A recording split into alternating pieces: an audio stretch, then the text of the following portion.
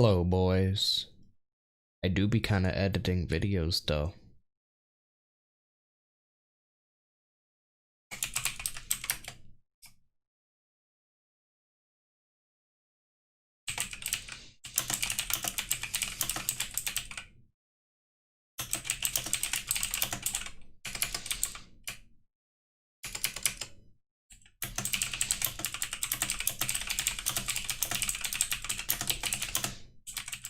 What's up, everybody?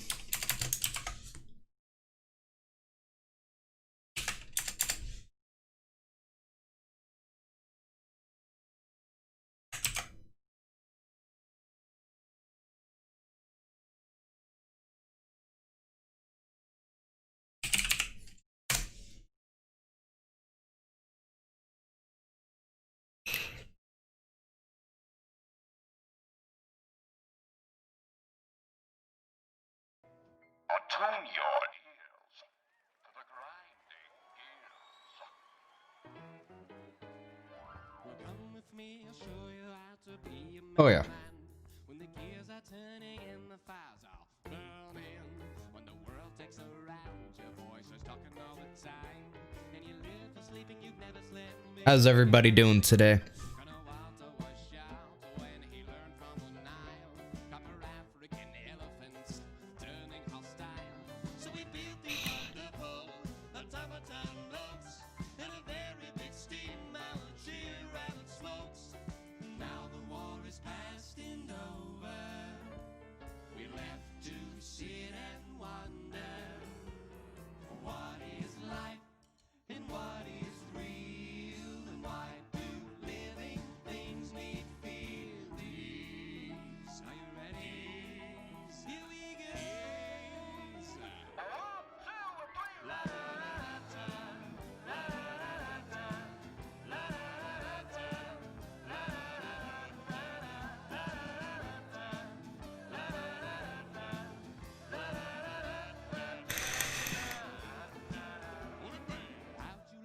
Try a pumping lead through your veins, or have a heart so wet and gold it starts rusting.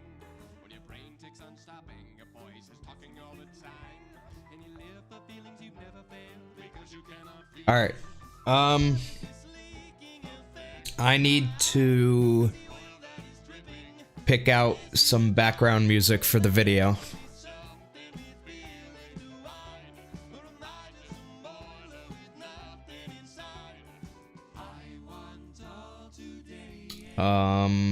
Maybe something from Off this time would be a good background music.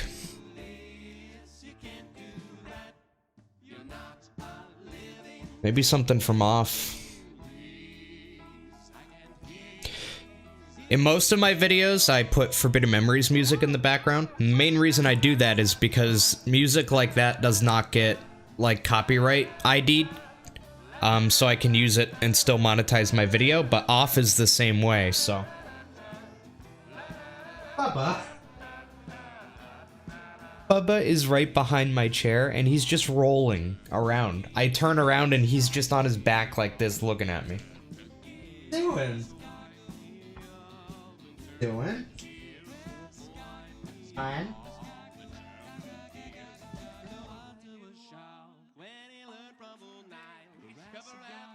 Good boy.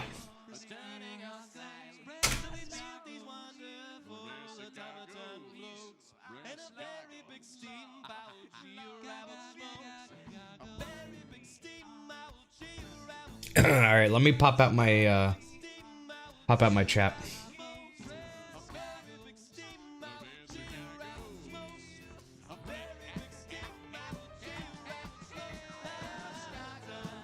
All right. So, in the script, this is the script for the video.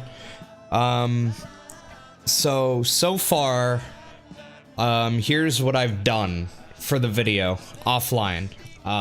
So step one, was research. I took notes right here. This was my notepad file where I took notes while I researched. And then I took that research and I pretty much made the video about it, about the information that I got. So then I wrote the script. This is going to be the title of the video. So we wrote the script. Then after I wrote the script, I recorded a little skit. A little funny skit for the very beginning of the video, and I edited and made that. I decided to make that entirely before I continued the rest of the video process. So for those of you wondering, that is this skit right here. So that's why this first 45 seconds looks so much more complicated than all this, is because this is like actual finished intro. For those of you who have not seen this intro yet, I guess I can play it right now for you. So you can kind of get an idea here.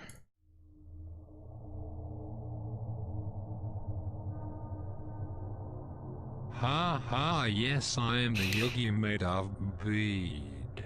I cannot wait to get all 722 cards in my favorite video game, Yu-Gi-Oh! Forbidden Memories. Wait, Yugi, it's a trap! You can't— Silence. All the cards will be mine. Has this ever happened to you? Trying to play your favorite video game and all of a sudden, explosion! Well, fear not, my children, because in this video, I'll be answering the age-old question: is it possible to get all 722 cards in Yu-Gi-Oh! Forbidden Memories? Well, in short, no. No, it's not possible. That's pretty much the intro. So I haven't begun editing beyond this part, but I actually kind of like how that sounds, where like you have all the music in the video and everything, and then I just say no and answer the question, like music cuts out, nothing on screen. I kind of like that. To get all 722 cards in Yu-Gi-Oh! Forbidden Memories? Well, in short, no. No, it's not possible. And then right there, I would bring the music and video back in. So that's the idea that I'm going to do there. But yeah, this intro didn't take too long. This was like an hour maybe to make the intro. I mean, obviously, it's not the most complicated intro, as you can kind of see. On the very top layer, I have like, you know, the text and things like that. These orange markers that you see, I just used to mark where the text should begin. So I would play through the recording and I'd be like, okay, for example, this is where I want him to say, "I cannot wait." So I'll put a marker there. And, yeah. You get the idea. Anyways.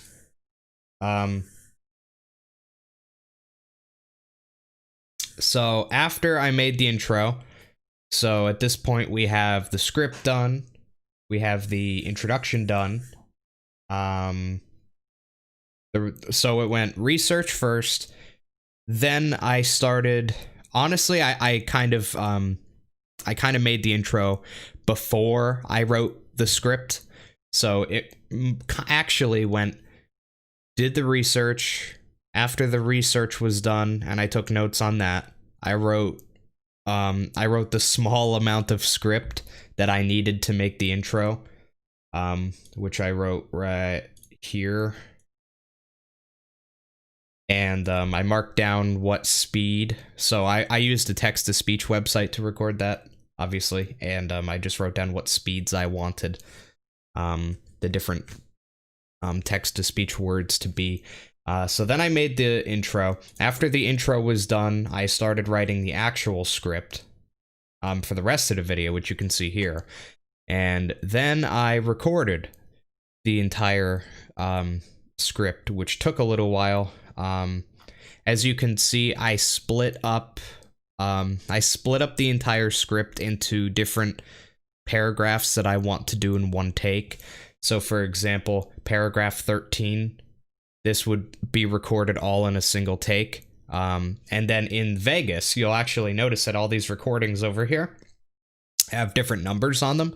So this little recording right here has a 3 on it, which means in that recording, I am saying paragraph 3. So if I went to that recording, it would be that. Makes it a lot easier now that I'm at the editing phase, because I don't have to listen to each individual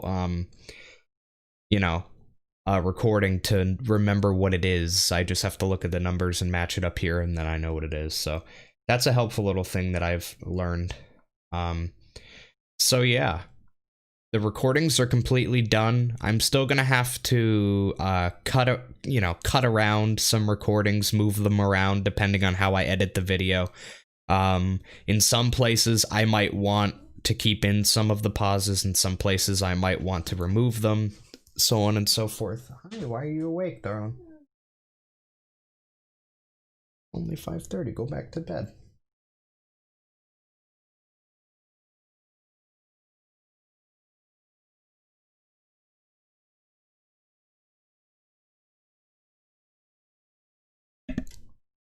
So yeah, that's the idea there.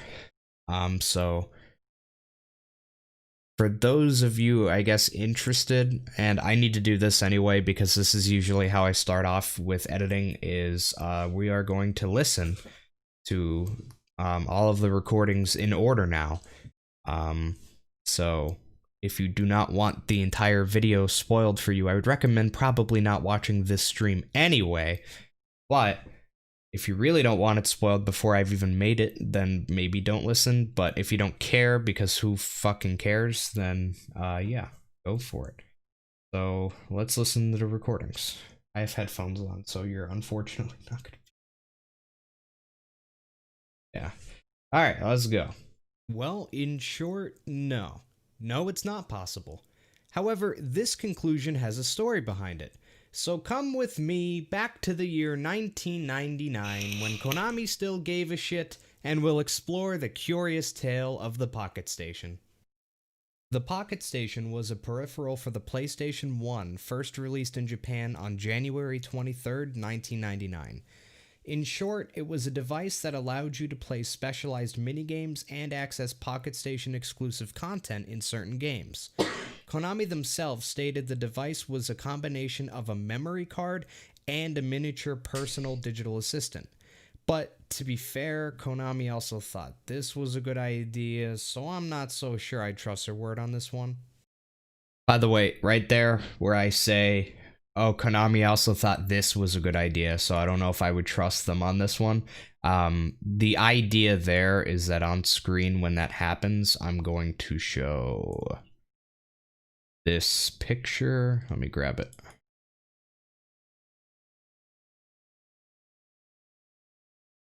This picture. So this is from when they canceled Silent Hills. I shit on Konami about 3 or 4 times during the video because fuck Konami. So yeah. So with that in mind, you can just re-listen to that little part. Allowed you to play specialized minigames and access Pocket Station exclusive content in certain games. Konami themselves stated the device was a combination of a memory card and a miniature personal digital assistant. But to be fair, Konami also thought this was a good idea, so I'm not so sure I trust their word on this one. Anyways, back to the main question. Is it possible to get all of the cards in Forbidden Memories? Well, if you have the Japanese version of Forbidden Memories, then technically yes. See, the JP version of Forbidden Memories included Pocket Station support. Using the Pocket Station, you could obtain all 722 cards in Forbidden Memories. However, when the game was released in North America and Europe, the Pocket Station support was removed. Because of this, only 689 out of the 722 cards were obtainable in all non-JP versions of the game. But why didn't the international releases of Forbidden Memories have Pocket Station support? So, I know that some people probably won't even give a shit about watching this video. They won't give it a chance, and the reason I think that might happen is because a lot of people already know the answer to the question before they even click on the video. They know, oh, you can't get all the cards because the Pocket Station was never released outside of Japan. So this video isn't really about just saying that for 10 minutes. A lot of this video focuses on like the history behind the Pocket Station and why it never saw an international release, which, spoiler alert, I have no fucking clue. But That's really what this video is about. It's the curious tale of the Pocket Station, like I said in the intro, because it really is a curious tale that not many people know about, because I didn't know this story about the Pocket Station, and I have been, involved in Forbidden Memories for many years, and if I didn't know it, then I'm gonna venture to guess that most of my viewers probably don't know what I say in this video. So yeah, I really recommend listening, because it's most probably not going to be something you already knew, which is pretty cool. All right, let's go. I've created a timeline of events that might help answer that question. So, as Frank DeFillo says, let's just jump into it. January 23rd, 1999. The Pocket Station is released in Japan. The original release date was supposed to be December 23rd, 1998, but the release was delayed by a full month.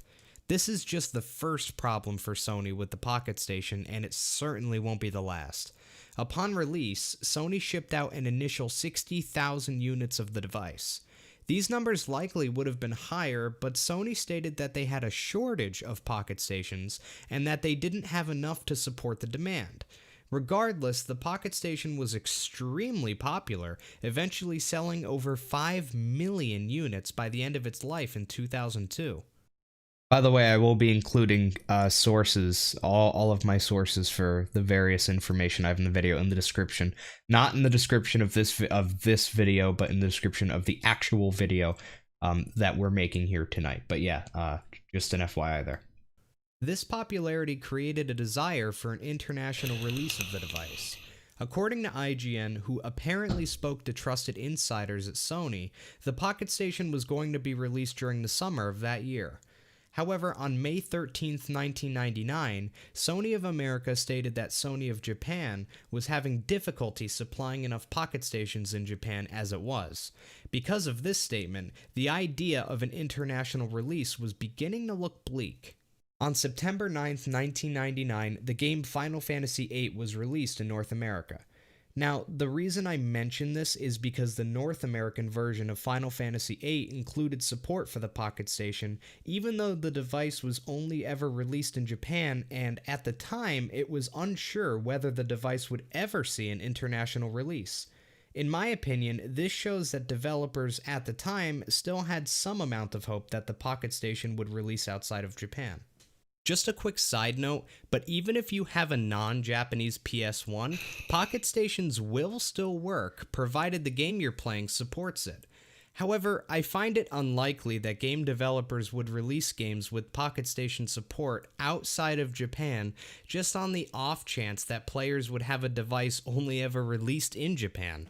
Remember, this was 1999, so getting your hands on products released on the other side of the earth was much more difficult than it is today. So I think it's far more likely that the Pocket Station support was left in some games because developers still thought the device would be released outside of Japan eventually. Then, on December 9th, 1999, the one and only Yu-Gi-Oh! Forbidden Memories was released in Japan. The game featured 722 cards, 3D models and animations that no one ever actually saw, and plenty of broken dreams. I like to imagine kids getting this game for Christmas, playing it for 5 minutes, and having the remainder of their childhoods immediately torn away from them. After all, 'tis the season! Oh yeah, and it had Pocket Station support. Should probably mention that, I guess. Then, on January 31st, 2000, a game called Saga Frontier 2 released in North America. Now, I've never heard of this game before now, and quite frankly, I don't give a shit. However, this game included Pocket Station support, which is relevant to our story. This shows that as late as early 2000, at least a few game developers still had hope that the Pocket Station would see an international release. But surprisingly, it never did. The Pocket Station never ended up releasing outside of Japan. On March 20th, 2002, Yu-Gi-Oh! Forbidden Memories was released in North America without support for the Pocket Station. So it's likely that at some point between January 31st, 2000 and March 20th, 2002, Konami made the decision to remove Pocket Station support from the game before releasing it internationally. Remember, the Japanese version of Forbidden Memories already included Pocket Station support, so Konami had to go out of their way to remove support for the device in the international releases. They could have left Pocket Station support in the game, and then at least players outside of Japan could have used a Japanese Pocket Station to obtain the remaining 33 cards. But for some reason, Konami decided against this and removed Pocket Station support altogether. But what about those 33 now unobtainable cards? Surely Konami realized that by removing Pocket Station support, they were removing the only legitimate way to complete the card library in-game. And judging by the timeline we've created, it's pretty clear that Konami had plenty of time between releasing the game in Japan and releasing the game in North America to figure out a solution to this and fix the game. Even without the Pocket Station, Konami could have easily made a few changes to the game to make those 33 cards winnable or purchasable with star chips. But they didn't. The Pocket Station was officially discontinued in Japan in July of 2002 after selling over 5 million units. So, after going through the timeline, I feel like there's 3 main questions that we're left with. Number 1. Why was the Pocket Station never released outside of Japan? The device was wildly popular in Japan and sold extremely well. Apparently, the shortages I mentioned in the beginning were part of the reason the device never saw an international release, but I feel like that doesn't make much sense. Oh no, people like our product so much, they're buying them faster than we can make them. Quick, cancel the worldwide release forever. Just doesn't make much sense in my opinion. Number 2. Why didn't Konami just leave Pocket Station support in the international releases of Forbidden Memories, like Final Fantasy VIII and Saga Frontier 2 did? Remember, support for the device was already coded into the game, so Konami had to do extra work to remove that support in international releases. Even if very few people outside of Japan had the Pocket Station, at least some people would have been able to take advantage of it, which is better than nothing, right? And finally, number 3. If Konami really wanted to remove Pocket Station support, why didn't they add other ways to get the now unobtainable 33 cards? It wasn't like they had to remove Pocket Station support a month before they released the game internationally and they didn't have enough time to edit the game anymore. Konami had plenty of time to make these minor changes to the game. But, as we all know, they didn't. Maybe this was the beginning of Konami not giving a shit anymore, who knows? And that's where our story ends. I don't have any definitive answers for those 3 questions, only bad guesses. But maybe someone watching does. Maybe, just maybe, someone watching this video worked at Sony or Konami around this time, or maybe they know someone who did. If we get lucky, maybe we can answer these 3 questions eventually. I'd love to make a follow-up video with answers one day. To help aid the search effort, use hashtag FindThe33 or hashtag PocketStation along with a link to this video. I've also included the 3 questions in the description to make sharing them a bit easier. Together, the GFC community and the Forbidden Memories community can find the 33. Thanks for watching, everyone. If you enjoyed this video and want to see more, be sure to subscribe to my channel, as I make a lot of content related to Forbidden Memories. I also live stream Forbidden Memories speedruns right here on YouTube, so if that interests you, make sure to turn on notifications after subscribing so you get notified whenever I go live. Have a great day, everyone. See ya. So yeah, that is the video, at least the audio for most of it. That last part there, the call to action, as it were, is right here. Hashtag FindThe33, which I think is actually a great idea, because A, I think that that's going to increase viewer engagement with the video, but B, I think that it would be really fucking cool to get some sort of answers on the Pocket Station from Sony, or the lack of Pocket Station support from Konami. Those are 2 separate companies that, I mean, we generally just have questions about why they did what they did back then, because I mean, I thought about these questions for a while, and I, honest to God, cannot come up with any legitimately good guess as to why.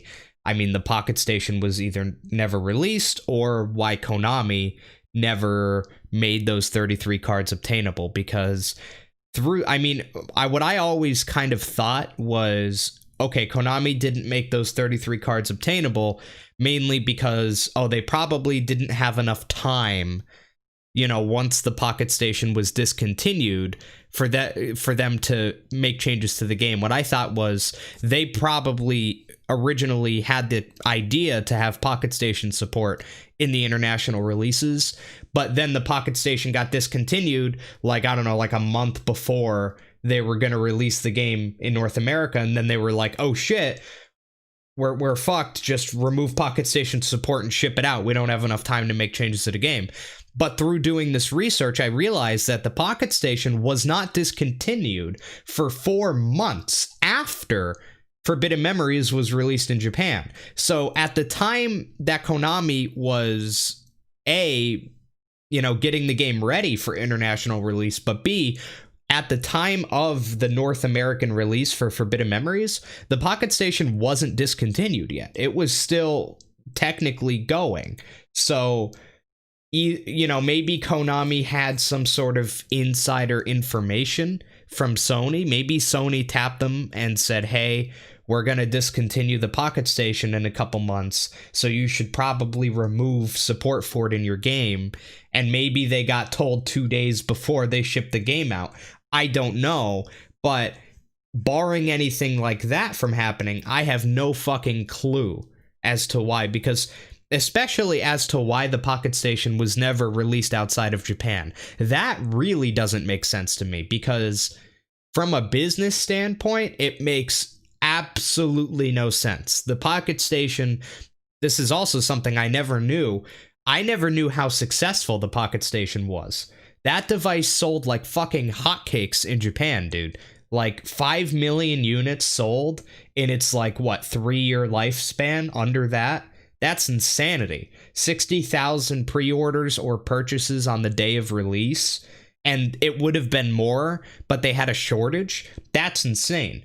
Now, Sony has said that the reason it never saw it, well, I don't think they ever said, they never really said, oh, we're not releasing it outside of Japan because we have shortages. They never really said that, but it kind of got implied a couple years prior to the discontinuation, because after the Pocket Station released in Japan, about 4 months later, there was a press conference held by Sony, and everybody was kind of wondering at this press conference, hey, are they going to talk about the Pocket Station and whether or not it's going to be released outside of Japan, because it's this huge success in Japan and we're all kind of waiting for it.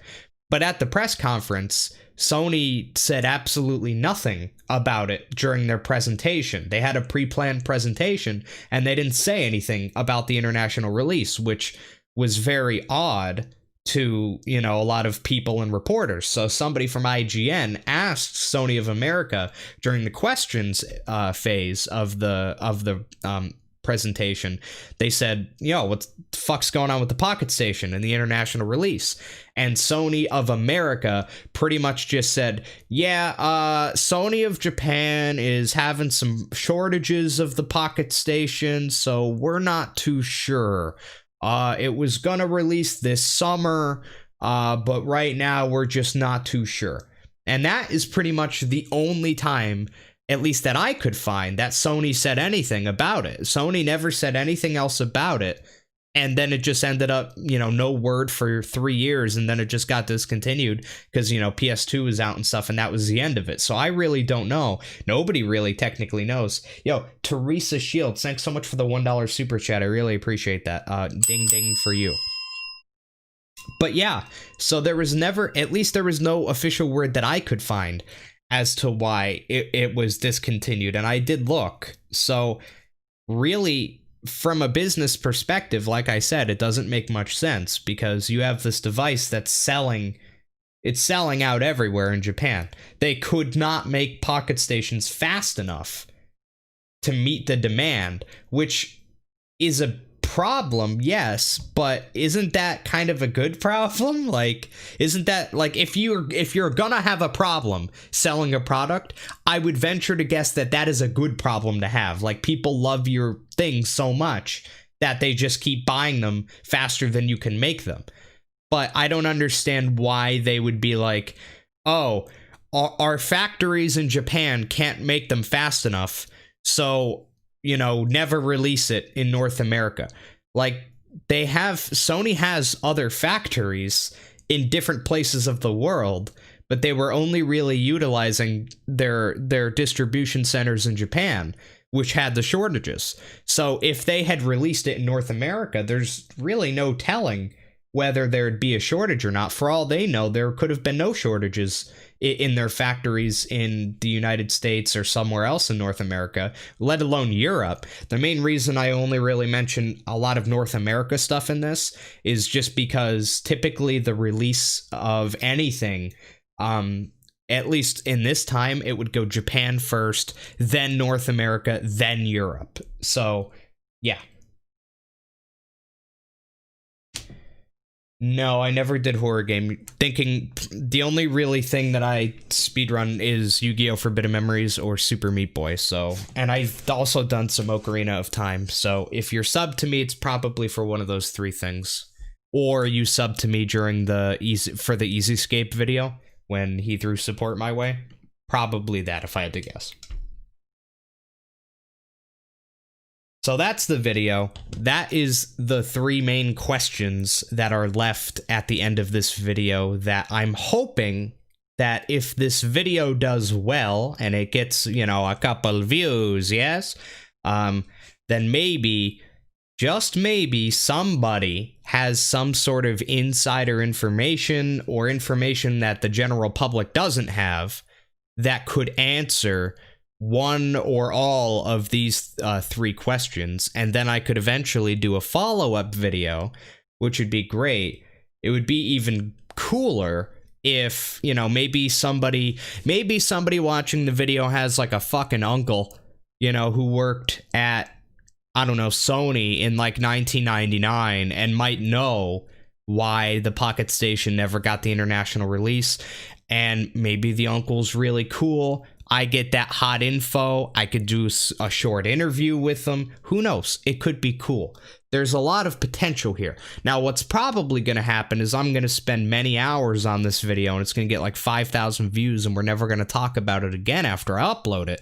But it's cool to think and dream. And if there's any video I've ever made that has the potential to do well, I would venture to guess it would be this one. This one, the stars have aligned. So let's hope. But regardless, it doesn't matter too much because I enjoy making the video and I want the info to be out there. So yeah, we're gonna do it anyway. All right, so let's actually get to editing now, so I can just get this fucking thing done. So the good news is that the hard parts for the most part is done. A lot of the editing here is really just gonna be my idea, which is my idea for a lot of videos like this, is just have random Forbidden Memories gameplay in the background. And then whenever I'm trying to talk about something or make a point, I can overlay images on top of that or text on top of that and blur out the gameplay in the background while I'm talking about a specific point that I want people to focus on. Because there's really no other way I can have something on screen at all times without it not really making sense. So gameplay in the background and then just overlay things as I talk.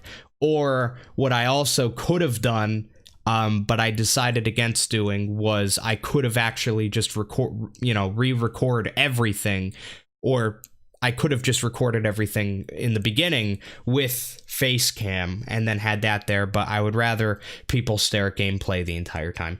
So that's probably the idea. So I'm gonna have to grab like just random FM gameplay, just the game. I don't really have any prepared, I don't think. So I might actually just have to play FM for like 10 minutes just so I could have gameplay for it. So yeah. John says good morning, Pharaoh. She says good morning very quietly. She just kind of woke up randomly in the middle of the night which is why she's here at the moment, because it's still kind of the middle of the night for us. It's like 6 in the morning, so yeah, I'm probably gonna record some gameplay now. I'll record like 10 minutes of just random gameplay. I'll just farm fucking Meadow Mage or something for 10 minutes. I won't save my progress, so you don't have to worry about me fucking up the hundo file. And then I'll just throw that in the video. And like I said, whenever I'm making a point or something, or I need to show something, or I have text, I can put that over the video. Or even, you know, for title cards, I could blur the video, kind of like what I did with the last video. The last video was the first time I actually ever worked with actually good title cards and transitions, where I would, you know, blur the video in the background, but only in certain spots and at a certain intensity, so that you'll see, it'll be good. All right, so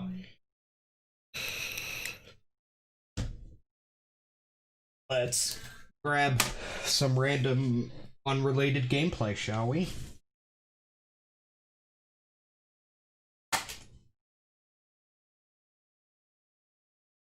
So I just want to make sure really quick.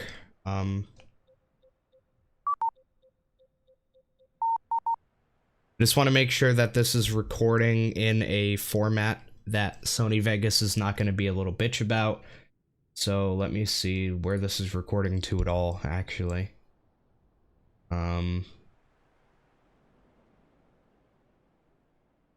going to...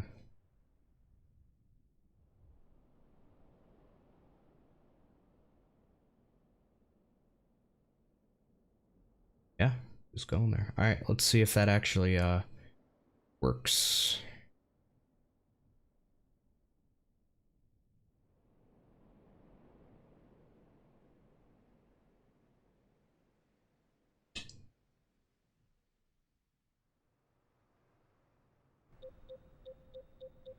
Oh, that's fine. Alrighty then.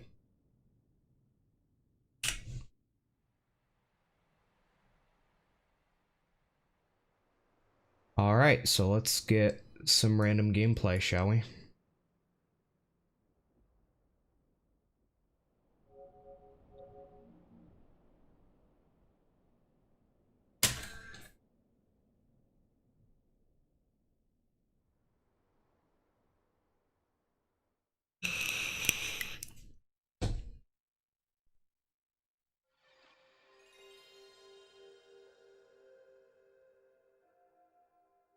What is the video gonna be about?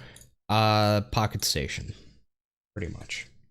Title of the video is going to be, can you get all cards in Yu-Gi-Oh! Forbidden Memories? And I will answer that question, and then I'm going to talk about the Pocket Station, a little bit of the history of that, and just kind of talk about, you know, history of the Pocket Station, how the Pocket Station kind of affected Konami, and the different decisions they made and things like that. It's information that I didn't know before I did the research, which is really cool. Like I knew that you couldn't get all the cards outside of the Japanese version. I knew that it was because those 33 cards were Pocket Station exclusives. I knew that the Japanese version of FM had the Pocket Station support, but North American version didn't, and I knew that the Pocket Station got discontinued, and that is usually the excuse that we all gave. Like, for so many years, when people asked, I would just say, oh, the Pocket Station got discontinued before FM was released outside of Japan, and that's why this version doesn't have Pocket Station support, but that's actually wrong. The Pocket Station was discontinued after Forbidden Memories was released in North America. So when this game released, the exact version you're looking at right now, the Pocket Station was still in service. It was not discontinued yet. So that's not actually the reason. And that's what makes this so interesting to me, is because the Pocket Station was still going. Now, the Pocket Station was never released outside of Japan, However, other games like Final Fantasy VIII and Saga Frontier 2, those games released in North America with Pocket Station support. So the Pocket Station was never released outside of Japan. But if you have a copy of Final Fantasy VIII for your North American PS2, right? If you have all North American copy of Final Fantasy VIII, North American PS1, and you manage to get your hands on a Japanese Pocket Station, which are the only kinds of Pocket Station that exist, the North American, the NTSC PS2 will work with the Pocket Station. And Final Fantasy VIII is a good example of a game that has Pocket Station support outside of Japan. So Forbidden Memories could have easily done that. Konami could have just left Pocket Station support in FM, and then, I mean, it would have been hard to get a Pocket Station because only released in Japan, but if you did get it, you would have been able to use it. So I really don't understand why they went out of their way to remove all of this stuff. It doesn't make much sense. And it also doesn't make sense why the Pocket Station never released outside of Japan. The Pocket Station was incredibly popular in Japan. When the Pocket Station released, Sony initially in Japan only shipped out 60,000 units. And by the time the Pocket Station was discontinued in 2002, in July, the Pocket Station sold over 5 million units, which is insane. So, the Pocket Station was a success. It was very successful and popular. So that's not a reason. And Sony never actually gave a full reason as to why they never released it outside of Japan. They pretty much, the only time they ever said anything was in 1999, the summer, and they pretty much just said, yeah, we still want to release it internationally, but right now Sony of Japan is having some shortages. So the Pocket Station had a shortage in Japan. They couldn't make them as fast as they needed to because people wanted them so bad. People were buying them faster than Sony could make them, and Sony had a shortage of Pocket Stations. But the last time Sony gave any official word on it was in '99.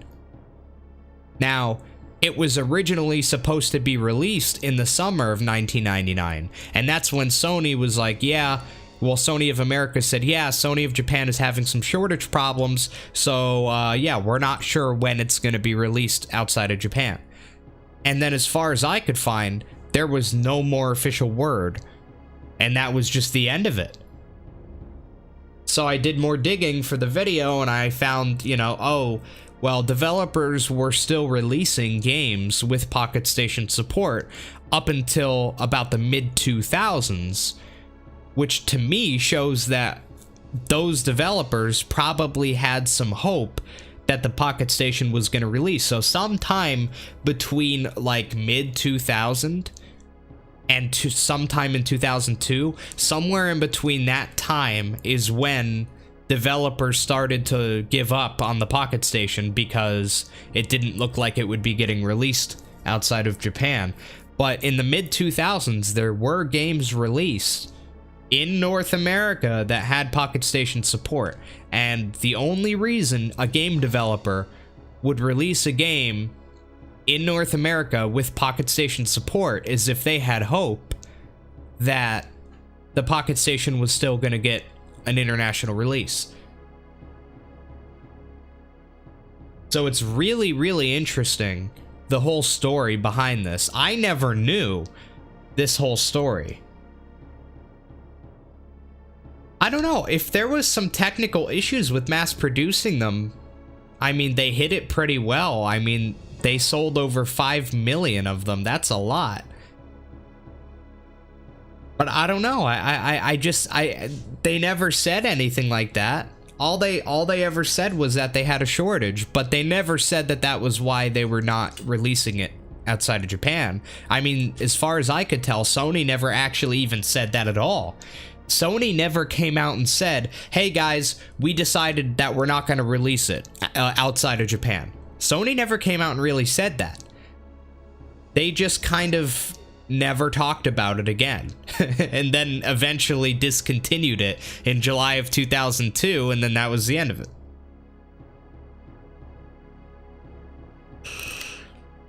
No, I don't really want a Pocket Station. I mean, it would be cool to just have one, but I wouldn't be able to use it because I don't have a PS1 or any game that supports the Pocket Station. If I wanted to use it in Forbidden Memories, I would have to get a Japanese PS1 and a Japanese copy of FM. So no, I don't have any use for a Pocket Station. Maybe the cost of production was too high? I doubt it, dude. I doubt it. No. The Pocket Station was a super small device. It had a shitty LCD screen on it, right? The screen was LCD, not even LED. Remember, this was late 90s, early 2000s, so it makes sense. But during that time, LEDs did exist, so they could have done it, but LED screens were generally more expensive from what I could tell back then. So, I mean, I doubt it was a technical thing. I mean, it was a very simple device. It was pretty much a memory card that had some... it was like if you combined a memory card and a fucking remote control, pretty much, that had infrared, which is how remotes generally work and still do. So I have no idea, man. I have zero idea what it was. Now, we can make guesses like this, but I can't, I mean, there's no actual answer. And all of the things I could think of, they just don't feel like good answers, you know? Like, there had to be some business decision that led them to do it, but I can't think of what it was. The device was extremely popular in Japan. Extremely. It made Sony a fuck ton of money. So why not release it everywhere else? They planned to release it everywhere else. They ran advertisements and promos in both North America and Europe. So Sony planned on releasing it first in North America and then in Europe. Like, they had a worldwide release planned. But something happened. I don't know what, but something happened that made it not happen. Now, usually the reason why something would not be released worldwide would be because it doesn't sell well. But we know that that's not the reason because of how well it did in Japan. It was wildly successful. So there has to be some other reason as to why. Because remember, they had the plan. So it's not like, oh, maybe they just never planned to release it outside of Japan. No, they did. They advertised it. They did promos all over the world for it. People wanted it too. So, I don't know.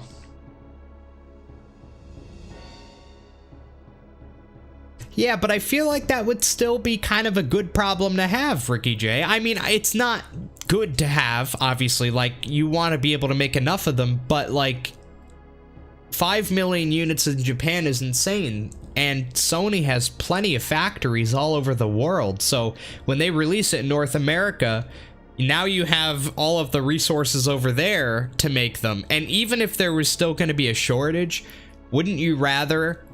like, okay, guys, we only have enough to make, 2 million this year.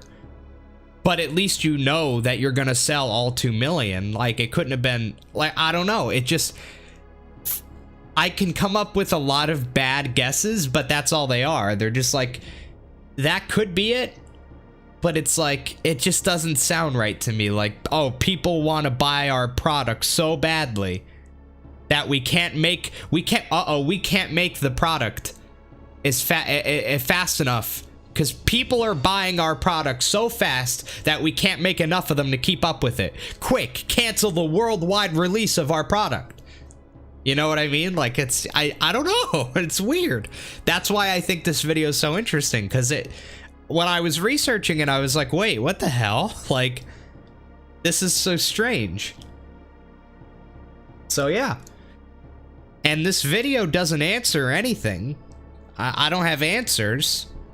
But I feel like not many people even knew about the question, you know what I mean? I feel like this is a mystery, a legit mystery, and I feel like not many people really know about this mystery. So I think it'll be cool. And at the end of the video, I have a little bit of a call to action where I'm asking my viewers of the video, you know, has anybody watching this worked at Sony around that time, worked at Konami around that time? Or maybe you have a, you know, a fucking uncle or somebody you know worked at Sony or Konami around that time. Maybe you could ask them. Maybe, just maybe, this video gets shared around a lot. We get a lot of eyes on it. Maybe somebody comes forward with extra information. Maybe I make a follow-up video. That would be cool. Yeah, maybe somebody can reach out to Sony or Konami and actually get an answer. It's unlikely, but if a lot of people want answers, maybe they'll give answers. I included a hashtag at the end of this video for people to share those questions on Twitter, Instagram with that hashtag. And if people share it with that hashtag, and I mean, maybe if we got super lucky, it would get a little bit of traction, and maybe if enough people want the answers and enough people are contacting Konami and stuff, or Sony, maybe we would end up getting an answer. That would be so cool, you know? But this video includes a call to action and a hashtag at the very end. The hashtag is hashtag find the 33. I thought that it was a, you know, a catchy little thing, you know, find the 33 cards, or hashtag Pocket Station, because nobody else is going to be using that hashtag either. So I think that those are two good hashtags to use to kind of get this a little bit more popular. Find the 33 and Pocket Station. Find the 33 pretty much just talking about, in Forbidden Memories, there are 33 cards that you cannot get unless you have the Pocket Station.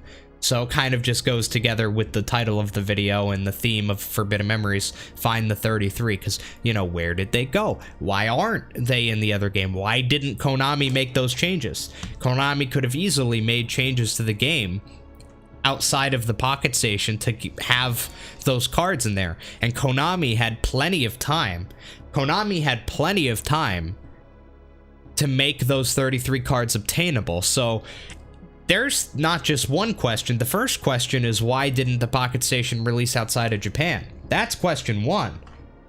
Question two is, why didn't Konami just leave Pocket Station support in the international releases of Forbidden Memories? Because Final Fantasy VIII, Saga Frontier 2, and a couple of other games had Pocket Station support, even in the international North American versions. So why didn't Konami do that? And if Konami just didn't want Pocket Station support, if they really wanted to remove it, then why didn't they add in another way to get those 33 cards? Now, I used to think that Konami did not add in another way to get those cards because they didn't have enough time. I thought, oh, the Pocket Station got canceled like a month before they were going to release Forbidden Memories in North America, and that's why they didn't. But after I did this research, I realized, no, Konami had plenty of time. Konami had probably well more than a year to make changes to Forbidden Memories North America and Europe. All they had to do in a year was just alter the drops very slightly to make it so you could get those cards, but they didn't. So not only did they not leave in Pocket Station support, but they also never fixed the game at all. Why? And I can't think of a reason. I honest to God cannot think of an answer for any three of these questions. So these are the three big questions that this video raises, really. No, no, there's no way support was taken out last minute. I just don't believe that. Because nothing changed. That's the thing. I mean, maybe Konami decided last minute to pull out support, but there's no reason that they would have done that. Like, there's no evidence that that's what happened, because it wouldn't really make sense. Because nothing happened. The Pocket Station was not discontinued. And, like, oh, well, maybe Konami realized that the Pocket Station wasn't going to be released outside of Japan. And once they realized that, they pulled out support. That's also not true. Because Sony or Konami likely realized that the Pocket Station was not getting released internationally at least a year before FM released in North America. By 2001, it was pretty clear that the Pocket Station was not going to be released outside of Japan. It was pretty damn clear by 2001. FM released in 2002. So there's a good chance they had at least a year. March 20th, 2002. At some point between January 31st, 2000 and March 20th, 2002, they made the decision. Now, they could have done it last minute, but nothing happened to really force that to happen. I mean, anybody can make a decision whenever they want, but there's really no reason they would have made a big decision like that last minute. And from a game development standpoint, it doesn't make sense either. Like, why would you all of a sudden decide to remove function, you know, that entire function right before the release of your game, unless something is forcing you to do so, which nothing was forcing them. So Konami definitely had plenty of time to make a change. Plenty of time. So I don't know. I don't know. Alright, I need to get this gameplay done. But yeah, in the video I go through all this stuff, and I have a little bit more information than what we just talked about in the video, right now. So the video is good. It has a lot of cool information. It tells a cool story. Has a timeline, goes through a story. It's interesting. It has questions and a mystery. I think it's a good video. I do.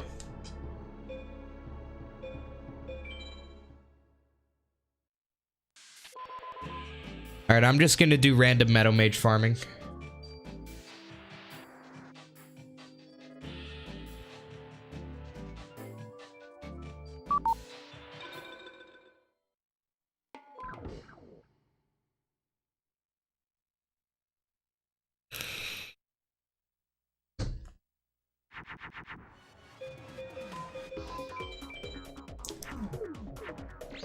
So if you're wondering why I'm randomly farming Metal Mage, it's just because I need footage for the background of the video. Random footage to have in the background that I can talk over.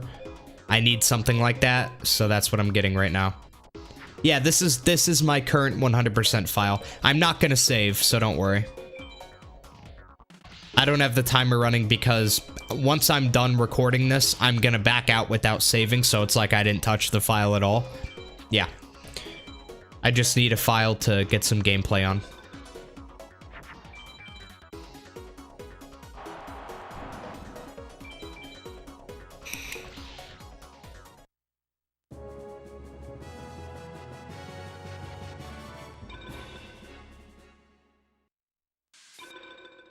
So I just need to get about 11 minutes of footage. That's about it. I probably won't even need to use 11 minutes. It'll probably be less, but that's what I'm gonna do. That way I have enough footage to work with whenever I need it, and because a lot of the video is really just gonna be, the gameplay in the background with me talking, and then me putting, pictures over the video, text over the video, graphics over the video, things like that while I'm talking.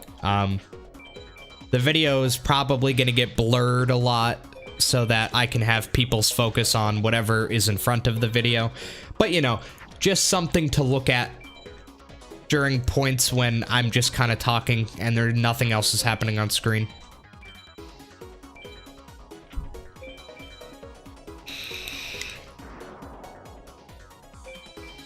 And what better game to have in the background than the game that created all these questions, FM. I think it would be kind of funny if I won, like, MBD. You know, during the video. Like, during the random gameplay in the background, I'll win MBD. And then I can get, like, 100 people commenting, being like, yo, he won MBD at this timestamp.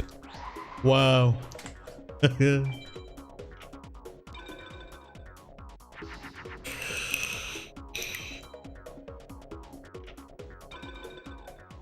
Oh, right now, it is, 6:24 a.m. So, I've been up all night, if you're wondering. Good old just GFC things.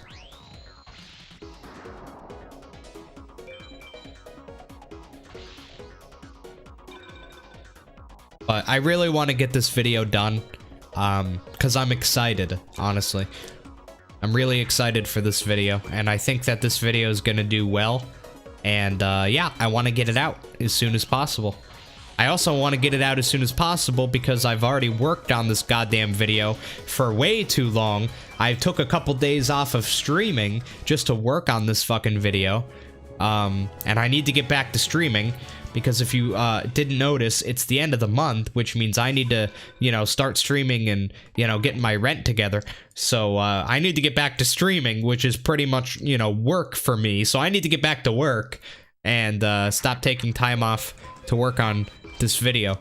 So let's get this video out. But outside of that, I'm just really excited to put this video out. I think, in my opinion, this is the best edited video I've ever made.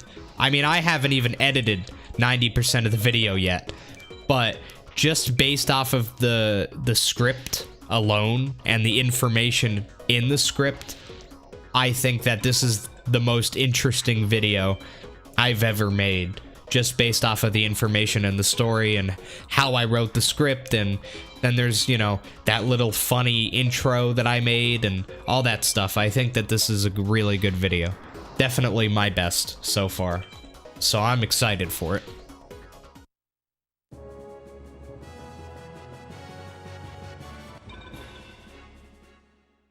We still have a time for a couple more duels. Maybe we'll get that MBD, you know, so it could be that funny thing in the background.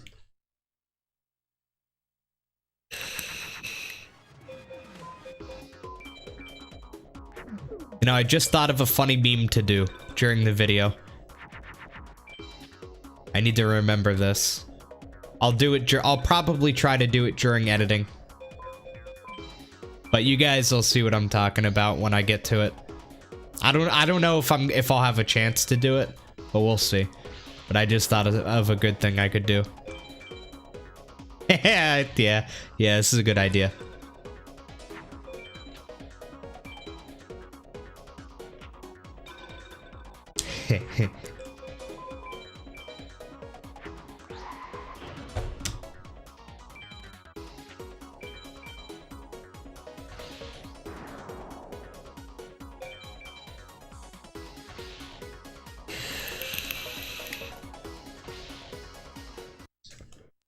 Nice, Infinity.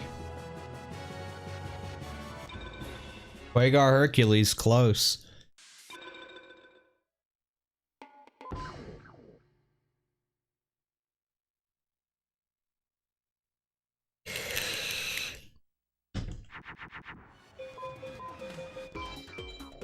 Oh, you know what we could do? Let's throw in a 3D duel. How about that?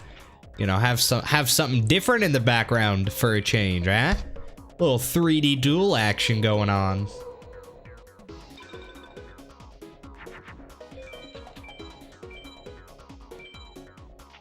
That would be Toon Alligator, Ricky J, which is a 2. 10 times less likely than Meteor B Dragon. Toon Alligator.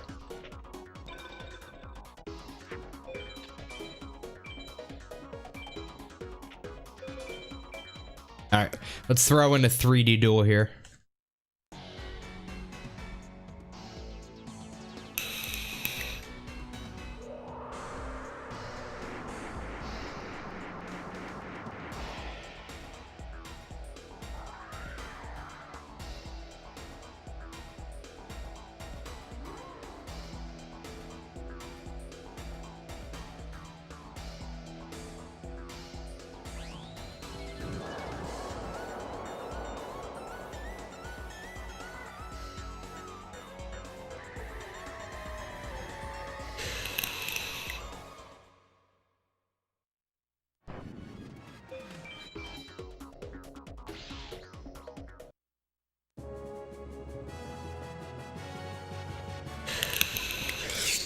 What? I won MBD?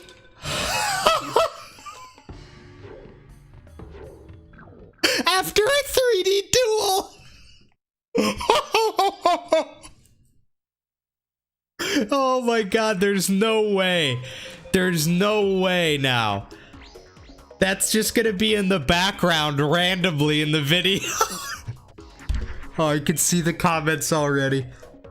Oh my god, I can't believe, after a 3D duel too.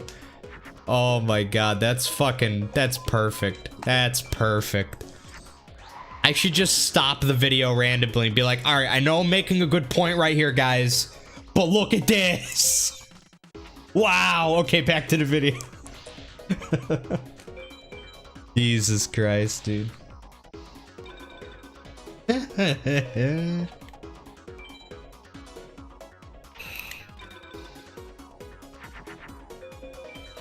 It actually fucking happened, dude. Watch me get 2 in a row. So now, if I got 2 in a row, I would not use this footage because then it's just gonna be too attention grabbing. Dark Magician right after it, dude. Fuck off. Alright, I think I have enough time for like, like one more duel, and then I should have enough footage, I think. How long have I been recording? 9 minutes and 30 seconds. So yeah. I might have to do one more duel. Or maybe I'll just do a 3D duel during this one. Just to spend a little bit of extra time.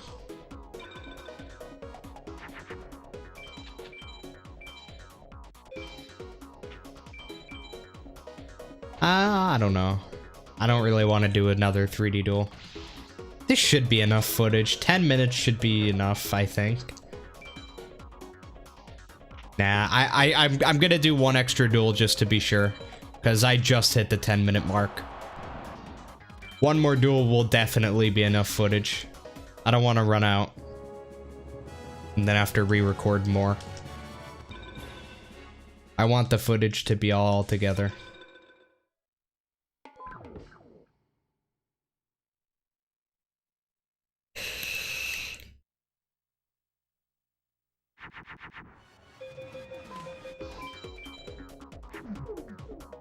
That's so funny that that happened.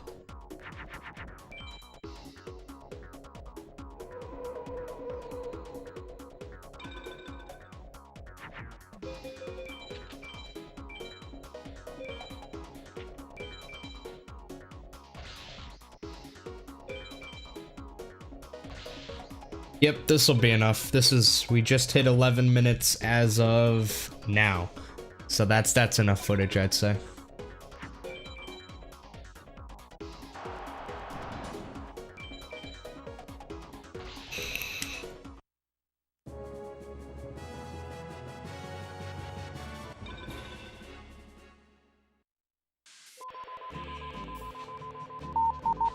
Alright. Should be good there.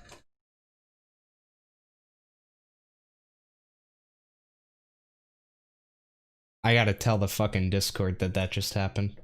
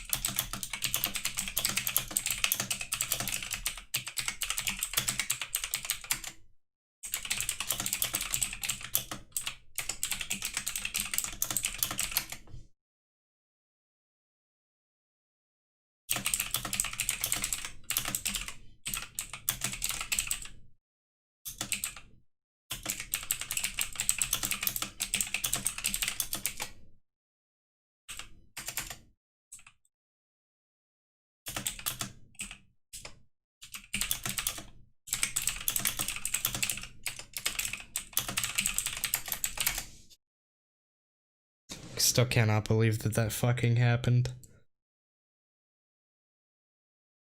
I can see the comments already. Alright, so now that that's done at least.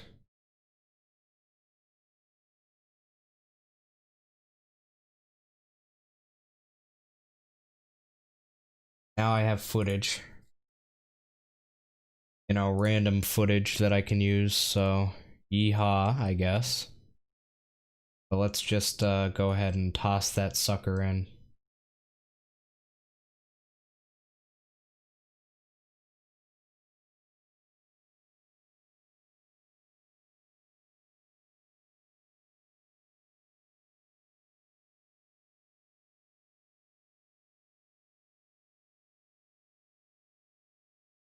There's our footage.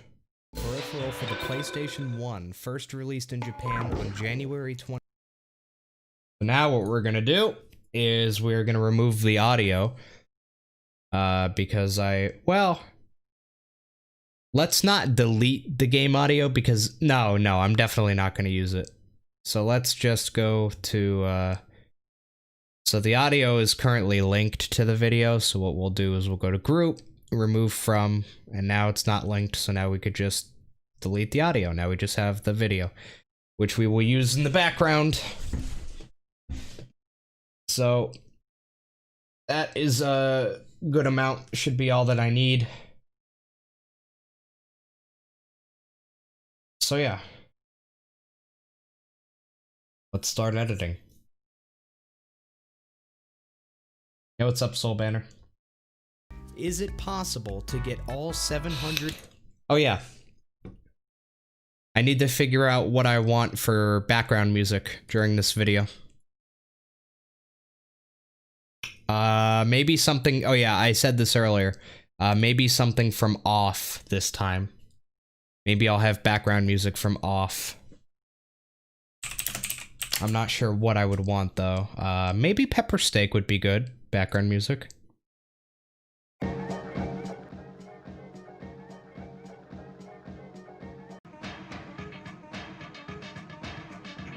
Oh, wait, I used Pepper Steak for the last one, actually. The last video I made had Pepper Steak. Huh.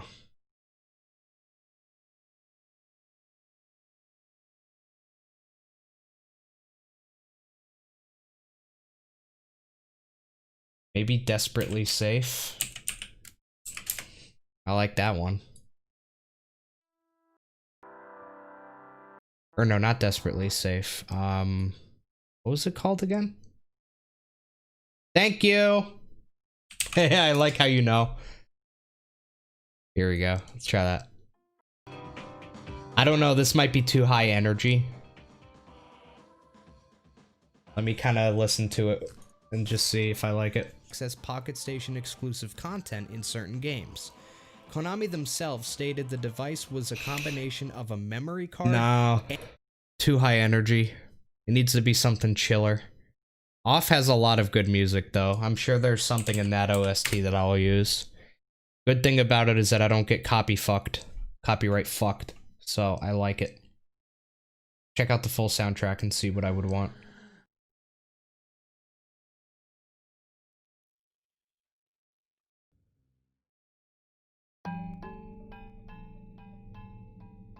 Yeah, but a lot of the music is fucking weird too, so.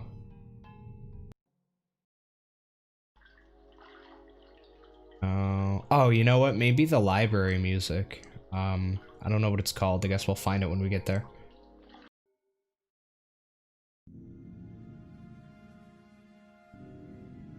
Yes, I am record holder.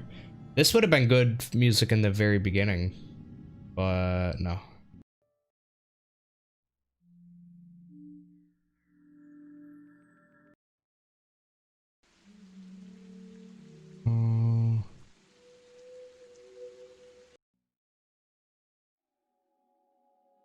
Oh, this is what I was thinking, maybe.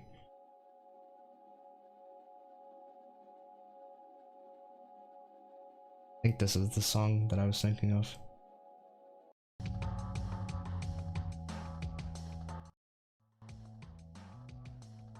access Pocket Station exclusive content in certain games. Konami themselves stated the device was a combination of a memory card and a miniature personal digital. I don't know.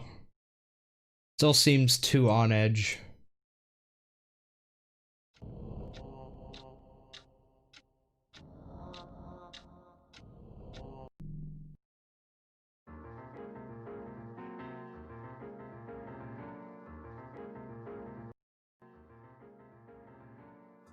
Access Pocket Station exclusive content in certain games. Konami themselves stated the device was a combination of a memory card and a miniature personal digital assistant. But to be fair, Konami also thought this was a good idea, so I'm not so sure I trust their word on this one. Anyways, back to the main question. Is it possible to get all of the cards in Forbidden Memories? Well, if you have the Japanese version of Forbidden Memories, I kinda like that. Then I think that sounds good. That one is called Flesh Maze Tango. Good name. But I kind of like that one. That one kind of works.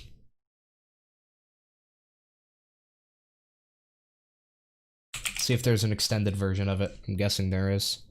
Yep.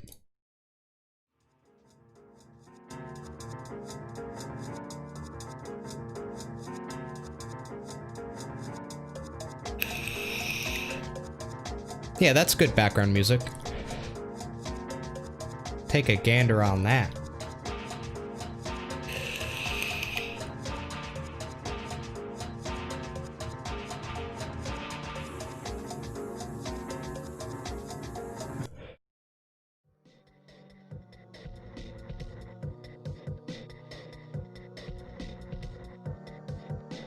I like this music, but that's not what I want.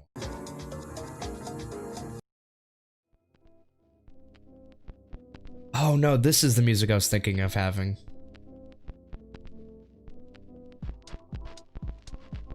Access Pocket Station exclusive content. Oh, this is way better for it.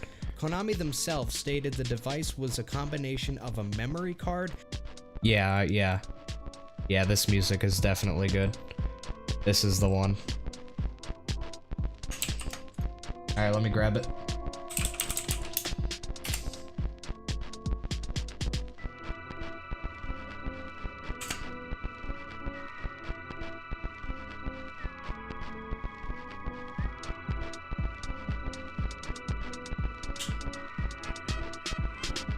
Yeah, this music is perfect for the background. And it's really good music.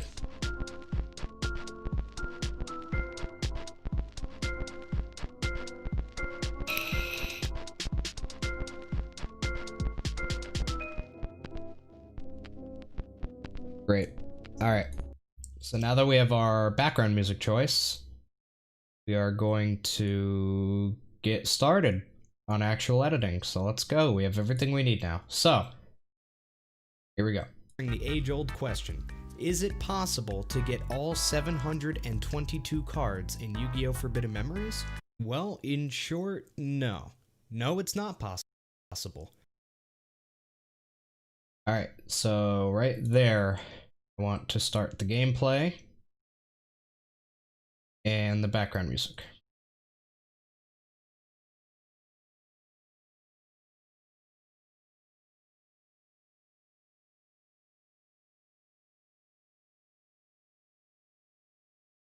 Way down, boy.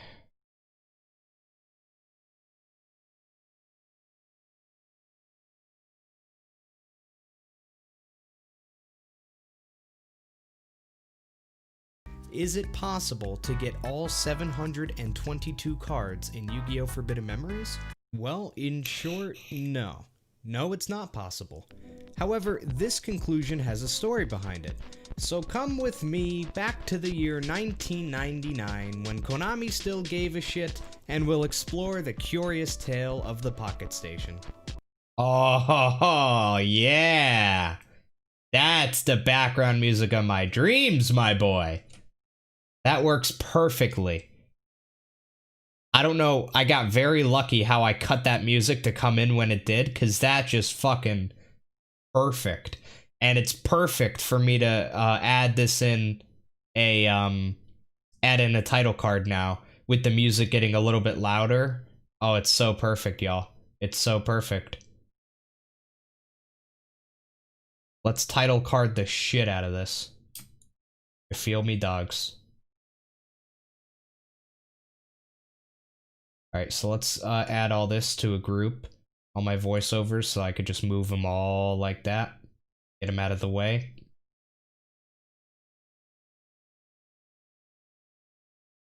Then let's split here. Where's my split button? Where's my split button?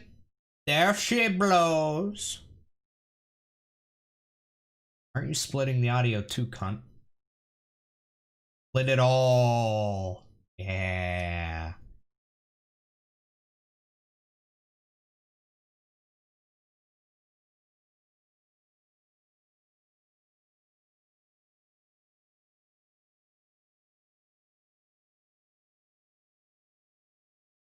Alright, so we are going to do a fade out here.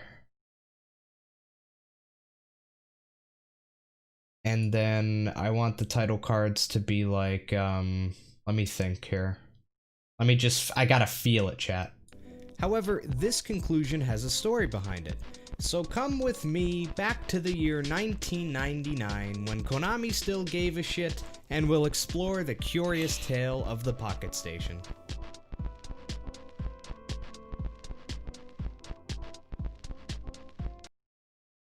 Alright, however long that is. That's how long I want it. Alright, so you see this little bit of audio and this little bit of video? What we're going to do now is we're going to put a title card over that. And when the title card comes up, I want the background music to get loud again. So as the title card begins, the music is going to ramp up to a higher volume, and then as the title card ends, it'll ramp back down to the background. You know, big brain stuff, really. Would have ever thought. I think I can just double click. How do I do this again? There's a way I can add like keyframes to this. I think is it like a shift or fucking one of these does it.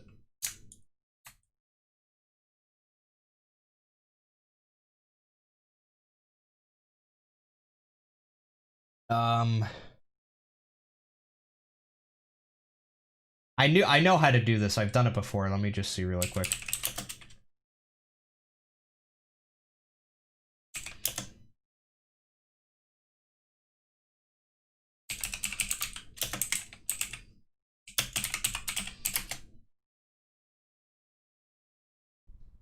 Hey guys, this is Steven, and today I'm going to be showing you how to adjust your volume or your audio levels smoothly in Sony Vegas. It's going to look a little bit something like this, where you can adjust your levels, and it'll transition the Yeah, audio how do I levels. get that? Show me. So what we need to do, simply click the audio and hit the V key. This will bring up the audio volume. It's the V key, chat. That's the key I wanted. It's the V key. It's the V key. The P key.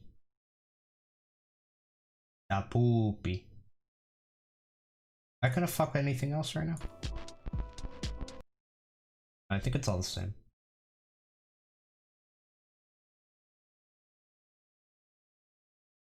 Need to go. Yeah, bloink. And something like fucking yeah, bloink. Raise that sucker through the roof, chat. I don't know, like to there. Is that too loud? That's perfect. I'm a god. Gotta go over yonder.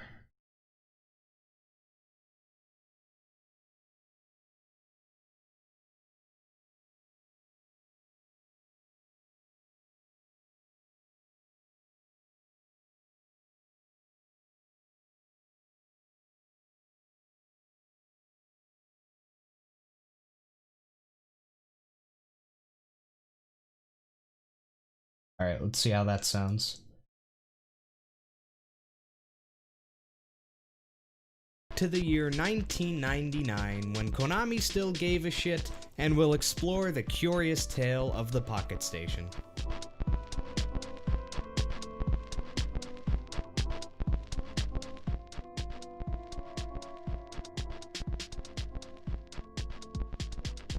I feel like. And we'll explore the curious tale of the Pocket Station.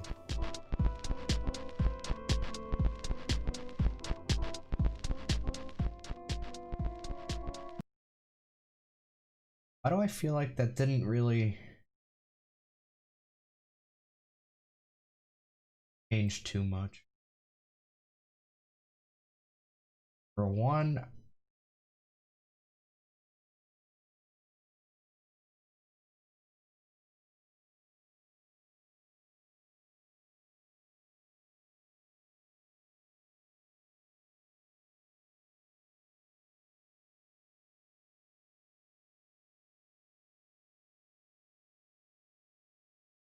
Explore the curious tale of the Pocket Station.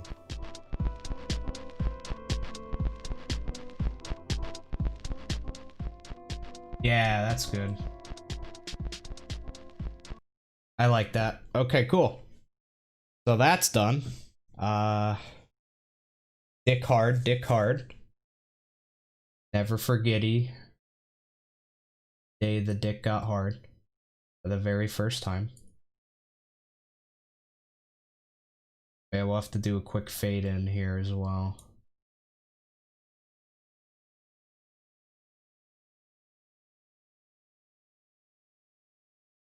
Of the Pocket Station.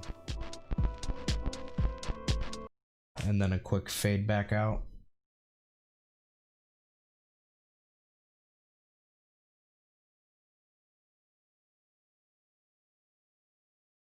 Fade out shorter.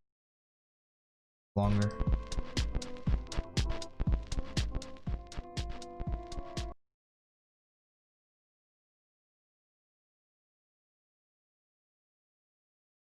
So a lot of times when you're doing title cards, you want the fade in to the title card to be fast and then the fade out of the title card to be a little bit slower.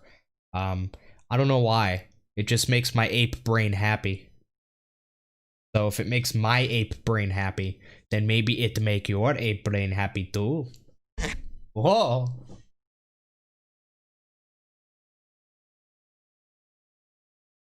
All right.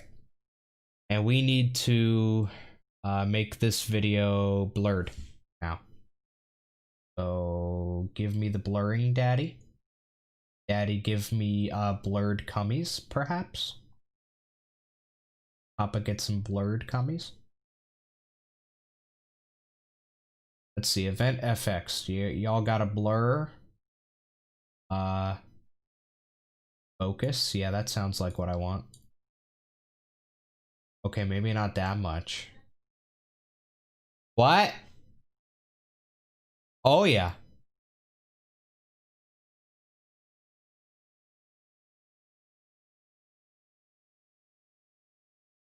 Okay, see, this is not what I wanted it to look like. I want a blur effect, but not one that makes me want to kill myself.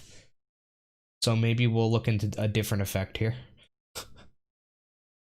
Because that effect is not fun.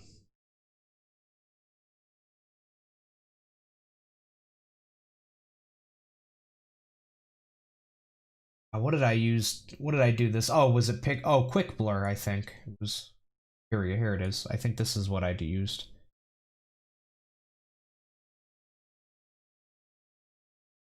Blur it more than that? That's not really a satisfying amount of blur, if I'm being quite frank here. That's like maximum blur I can do with that plugin. There was another one that was called fucking radial blur. Can a brother just get blur? Does it have to be quick? Can I what's radial blur? Try that. Oh god, that's gross. Hey, at least I know how to make that effect if I ever want it now.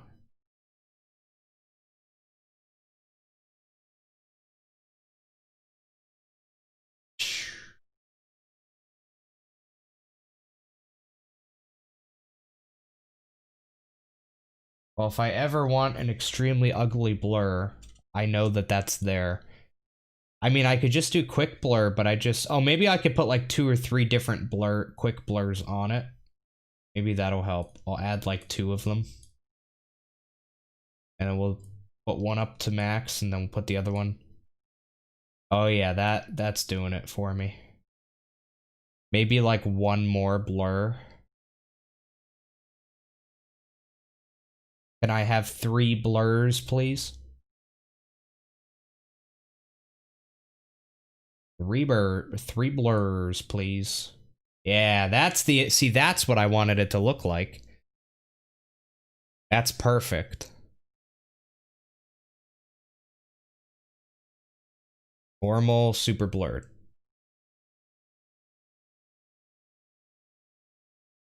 See, now I can put a title card in front of that. So it'll be like this. And we'll explore the curious tale of the Pocket Station. Title card over that. Back to the video. Perfect.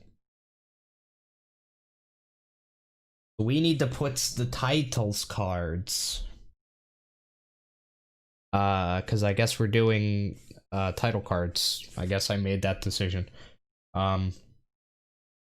Okay, so I guess I'll have this video in like parts. So let's think of how I want to do this here.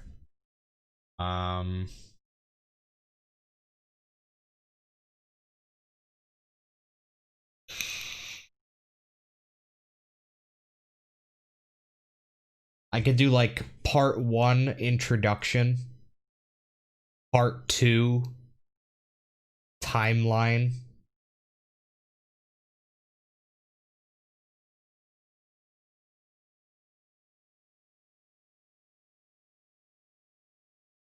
part 1 introduction,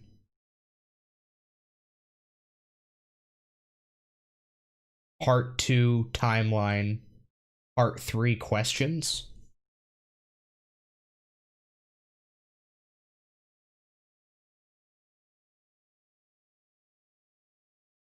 Yeah, that's good. Okay, I'm happy with that. All right.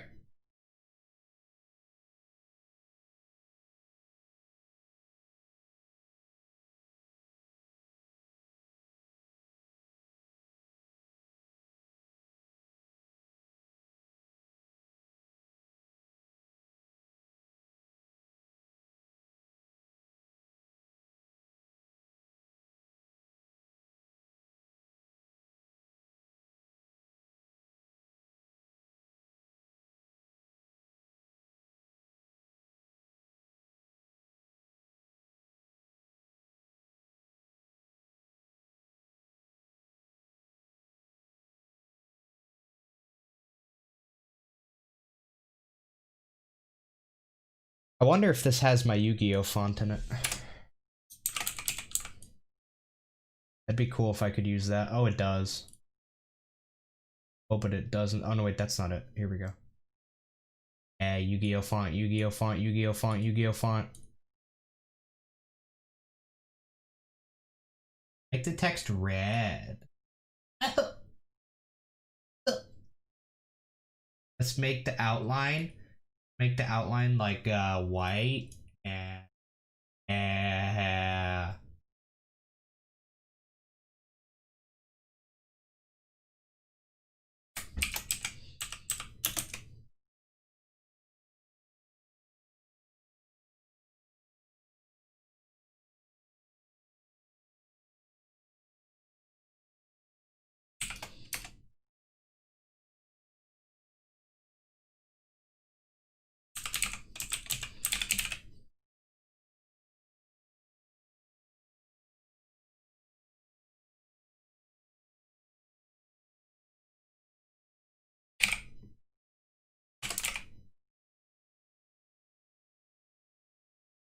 see how this looks with like a black outline instead.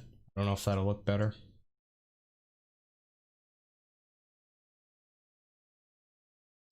I think that looks better. I like that better. What? I know. You like the white outline or the black outline more?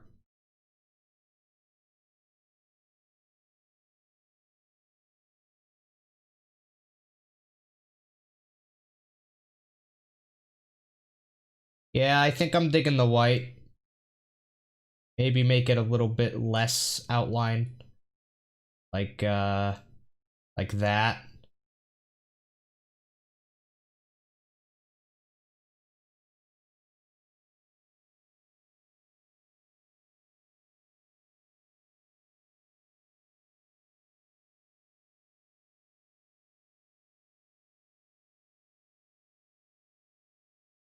Oh, if this is doing anything. Alright, but we got the general idea there. There we go. I kind of want this to go up. There's a way to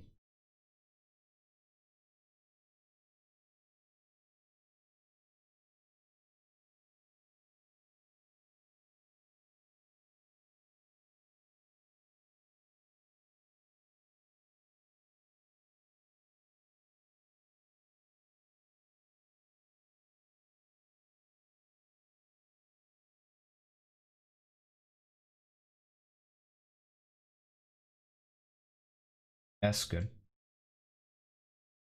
Save this preset as title card so I can use this easy later. I think that that looks good. So let's do that. Shorten her up to here. Give it the exact same fade out video.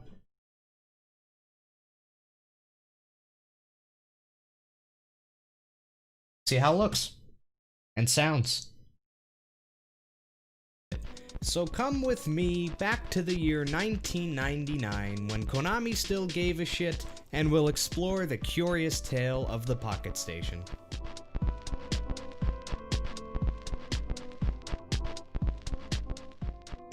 Perfect.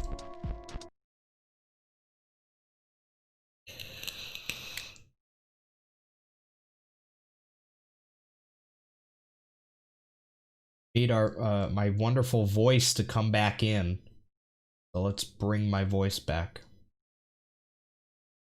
Now let's listen to it with that. 1999 when Konami still gave a shit, and we'll explore the curious tale of the Pocket Station.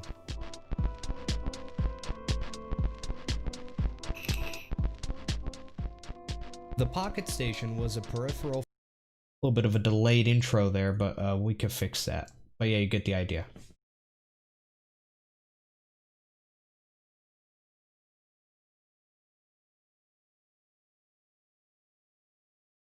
The curious tale of the Pocket Station.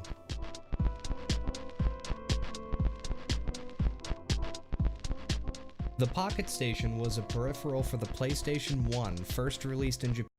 Perfect. My dick gets bigger because I am a crazy N-word, chat.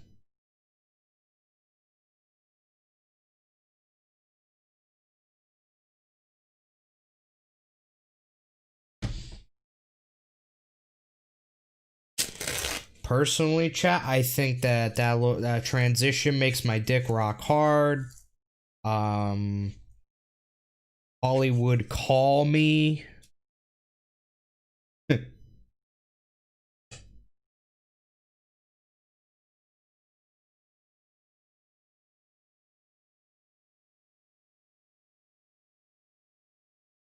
Oh, thanks, Tato. I'm gonna tear up that asshole, boy.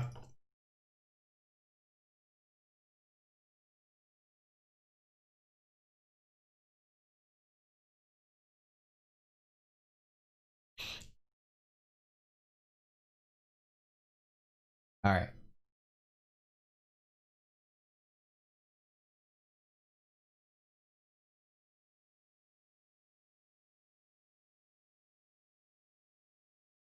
Now we pretty much we look at the script and we think of what we want to add into the video. At certain parts, you know, maybe I want to add a picture, some text, or my dick So we gotta look through and think. So I think when I talk about the Pocket Station for the first time, probably a good idea to show a little nudie photo of the Pocket Station. Maybe a nude photo of me holding the Pocket Station right over my cock and balls. There's a lot of options here, really.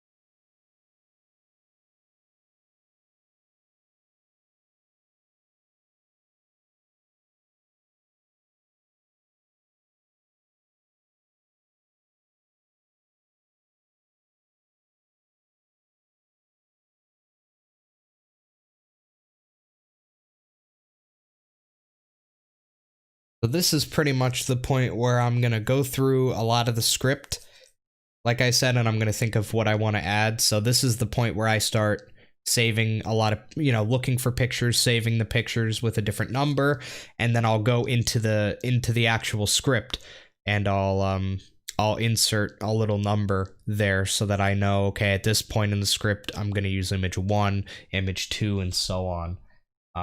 So that once I actually go back into Vegas, I could just, put my dick in it.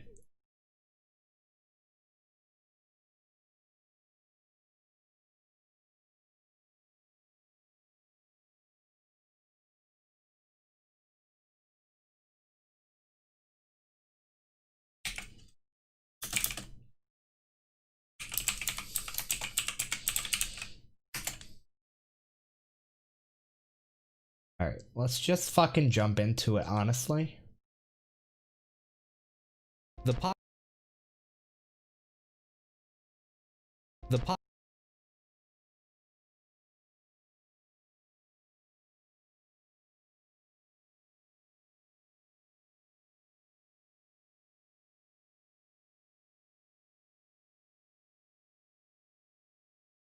Tale of the Pocket Station.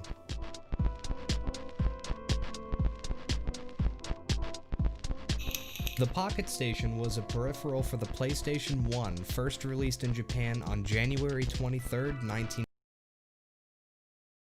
First released in Japan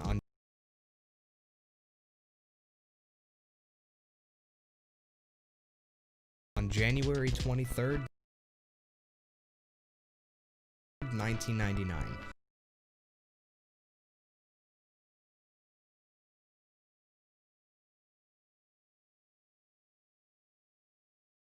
Alright, chat, you need to fucking move. You guys can sit here, I guess, for now.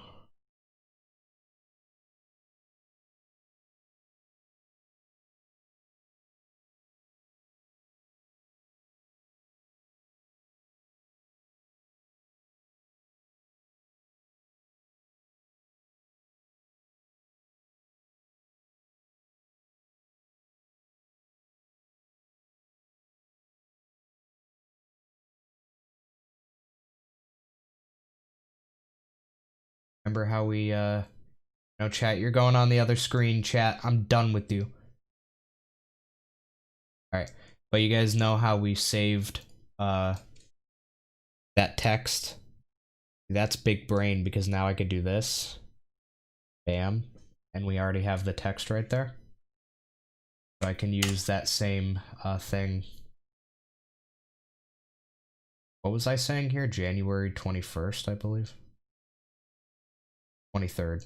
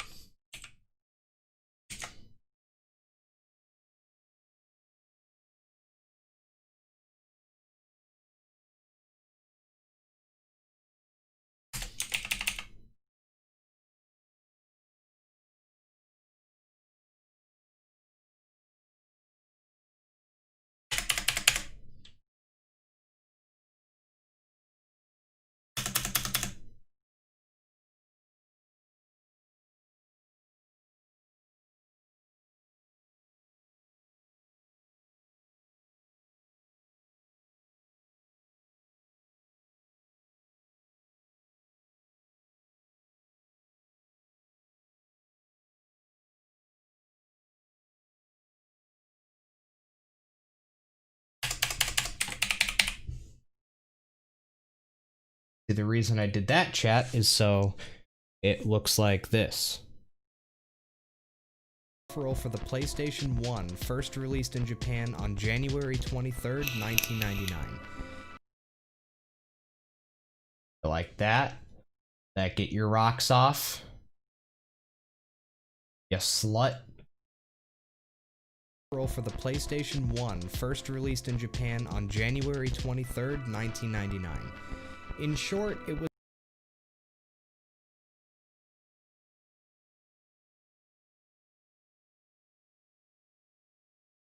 Curious Tale of the Pocket Station.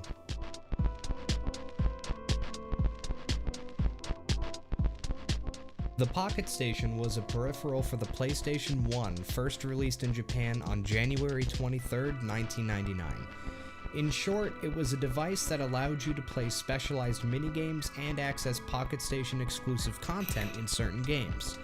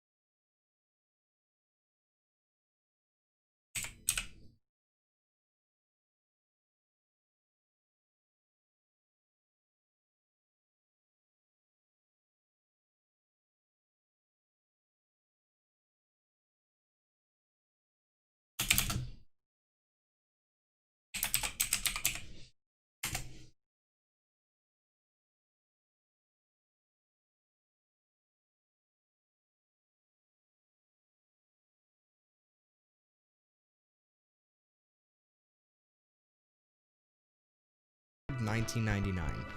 In short, it was a device that allowed you to play specialized It was a device that allowed you to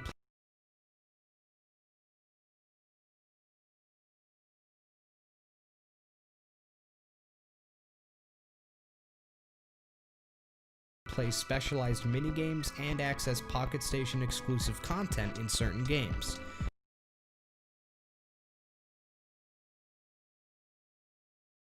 Curious Tale of the Pocket Station.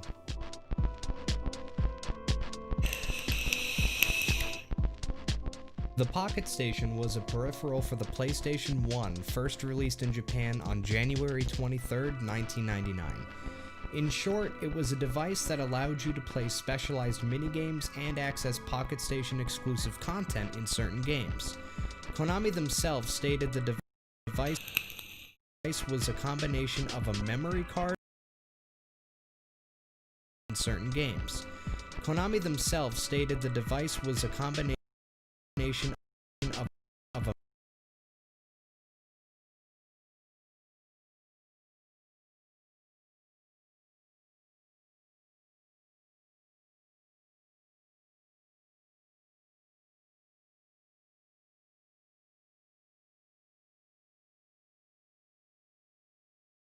What? What was the joke where? I was walking in and I looked at your screen. Oh, like the hands, and all I thought was, are those open legs? Where did you see That anything that one looked with this the one? transparent. I just I'm tired. Oh no, chat. I thought I saw just some open legs, dude, and I saw that and I was like, you know what? What I saw, and also you're saying that you want to show a image. It was the way you worded it earlier too.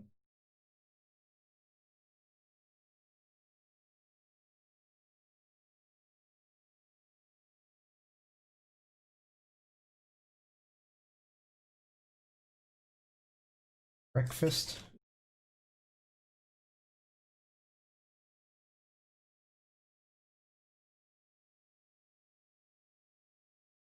Are you ordering? Is it DoorDash or McDonald's app? Apparently it does it through Uber Eats, but I don't know. Okay. You're gonna get your... You're also getting... Thank you. Mm-hmm. But yeah, hotcakes and bacon. All I want. Mm-hmm. Get a coffee. And a coffee? Hotter. Hot. Yeah. Yeah. Okay. Yeah, just like that. Yeah, I gotcha. Aren't they all the same price? It's Coffees? $1. It's $1 Yeah, for every any size. Mhm. Yeah, so then just a large coffee with extra cream, extra sugar. You want me to text? I'll just text you. So it's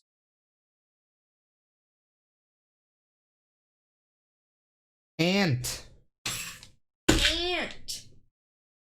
Okay, that did it. He's and then just blah. You just got Indiana Jones. Fucked up.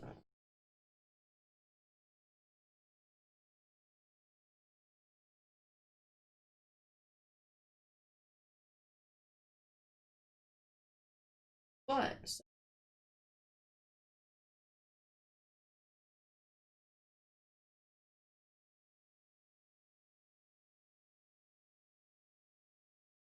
They actually have a butt. Stop using headphones because.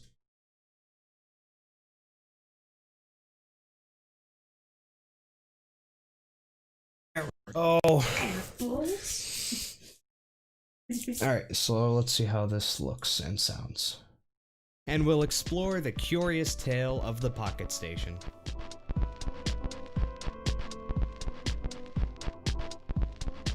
The Pocket Station was a peripheral for the PlayStation 1, first released in Japan on January 23, 1999.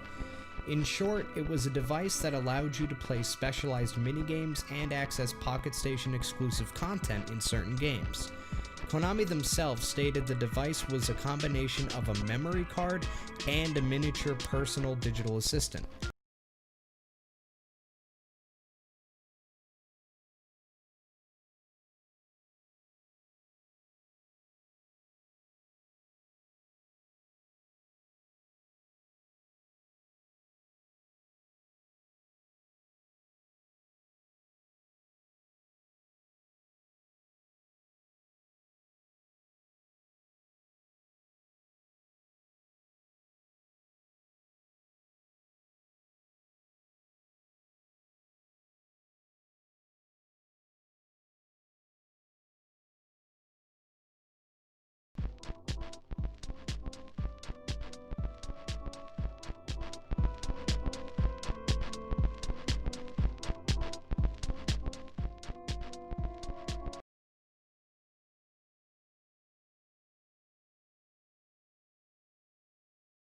Device was a combination of a memory card and a miniature personal digital assistant. But to be fair, Konami also thought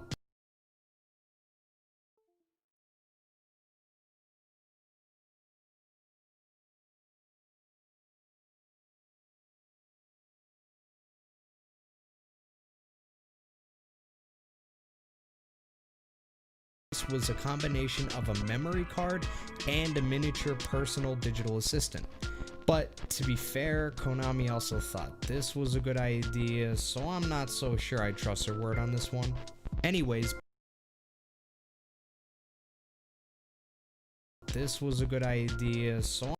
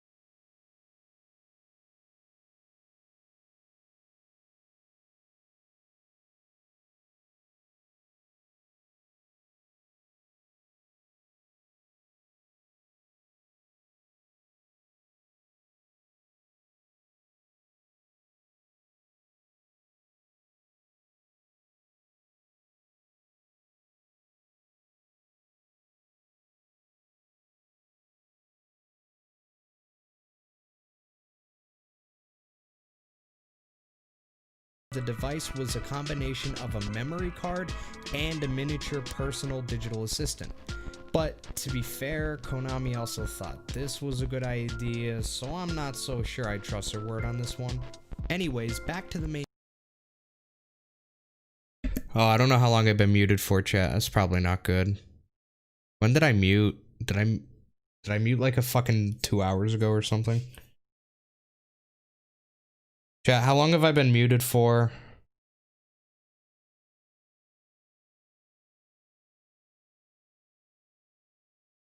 Might not have been super long.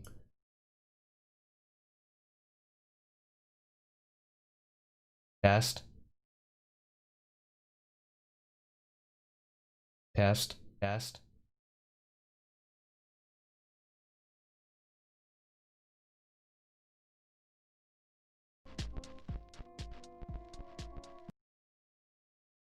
Why do I feel like that didn't really... Okay, that was like 20 minutes ago. That was a half hour ago, so it hasn't been for hours at least. Say something, you old fool.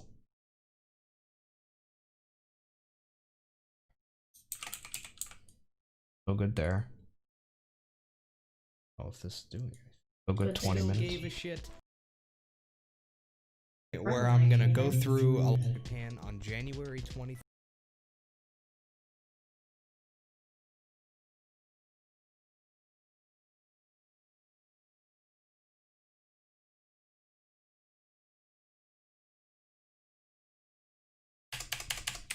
Okay, okay. Alright, it wasn't too long then, because I'm already 10 minutes. I did that, chat.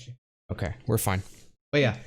So yeah, chat, I'm happy. You gotta put the old man in. The old man has to be in the video. Konami also thought this was a good idea, so I'm not so sure I trust her word on this one. Anyways, perfect. Hello Zoa, what's poppin', dude?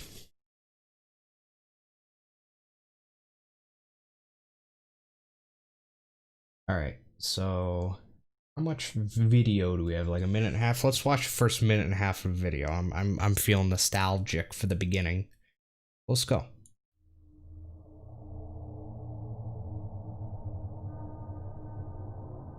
Ha ha, yes, I am the Yogi made of bead. I cannot wait to get all 722 cards in my favorite video game Yu-Gi-Oh! Forbidden Memories. Wait, Yugi, it's a trap! You can't— Silence. All the cards will be mine. Shit. Has this ever happened to you?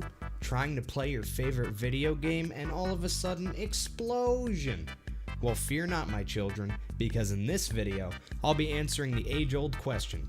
Is it possible to get all 722 cards in Yu-Gi-Oh! Forbidden Memories? Well, in short, no. No, it's not possible. However, this conclusion has a story behind it. So come with me back to the year 1999 when Konami still gave a shit, and we'll explore the curious tale of the Pocket Station.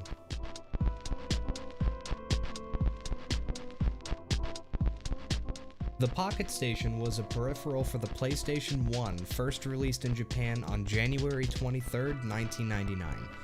In short, it was a device that allowed you to play specialized minigames and access Pocket Station exclusive content in certain games. Konami themselves stated the device was a combination of a memory card and a miniature personal digital assistant. But to be fair, Konami also thought this was a good idea, so I'm not so sure I trust her word on this one. Anyways, back. Alright, good. So we've edited up to there. See how fast it was, chat? Look at that. Since we started editing, we already made like a full minute. We only got 9 more to go. Easy. Well, yeah, yeah. I mean, the first like 45 seconds, obviously, as you can see, was a little bit more complicated than what we're doing now. But it gets a lot less complicated once we get out of that intro, and the intro's already done. So that was the longer part. This is the easier part. The fuck did I join? YouTube live stream at 7:30 a.m. Eastern, where I'm editing a video. Come hang out! ! And the E in editing is capitalized. There's also a comma after video and then a space. So in total, it is capital E editing a video, comma, space, come hang out, exclamation point. Oh yeah, I'll definitely finish it today. 100%. I'll finish this today. For sure. Alright, so let's take a gander at the script again and see what we want to throw in during recording 2. Academy question, possible to get all the cards in Forbidden Memories. Japanese version of Forbidden Memories probably should get pictures.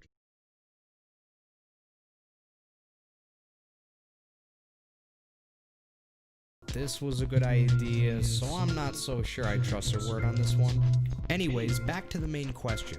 Is it possible to get all of the cards in Forbidden Memories? Well, if you have the Japanese... Oh, you know what?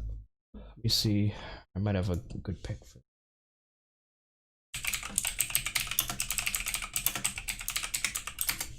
some picture of a completed one. Oh, you know what? Even better, just a fucking flat out pick. Hotpick.org, baby. Stealing images from Google. I don't know what copyright is. Yeah.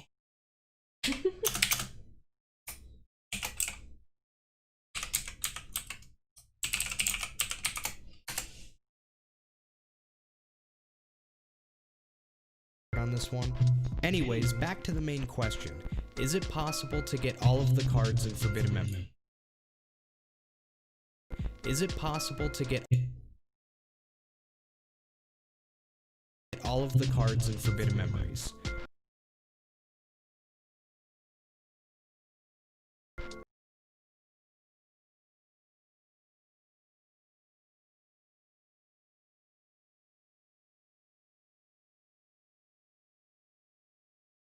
Picture their sister, maybe make it down a little bit.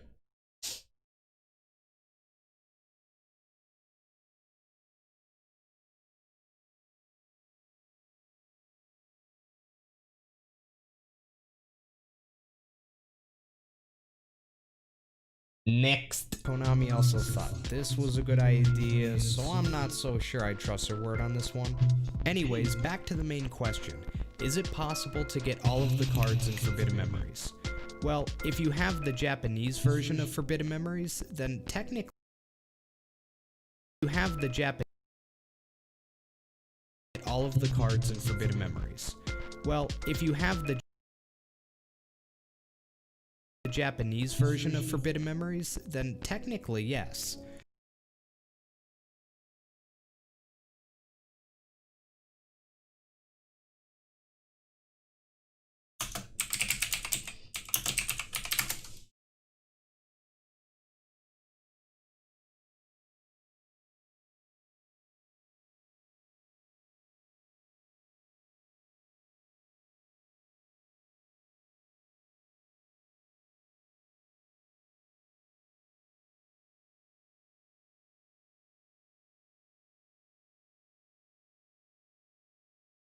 The main question.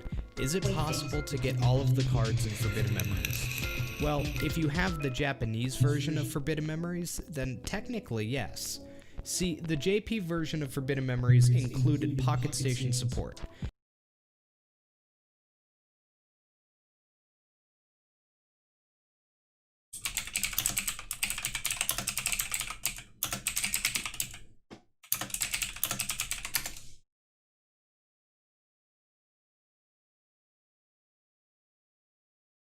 I'll probably grab a screenshot of the Japanese main menu from YouTube's or something.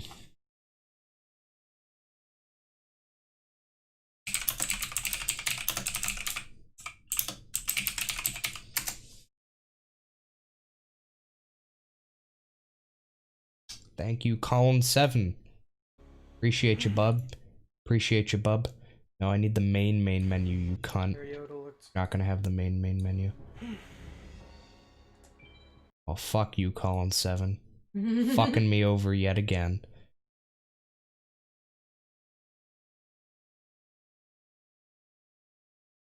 Preferably somebody who didn't record the game like a fucking idiot as well.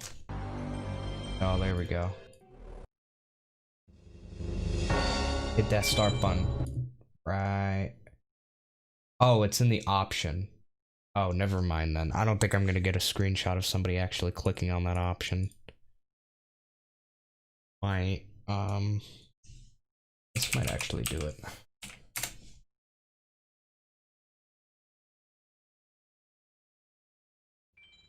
Alright, we deleted the saves.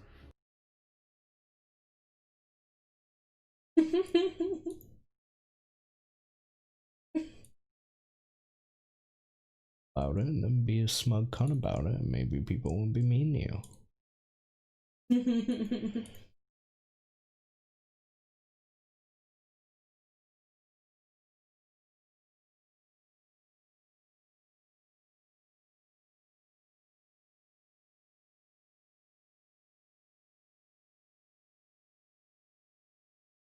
I don't think you really have to click on that. No, I think that's something you set up like prior, so I really don't think I'm gonna get it.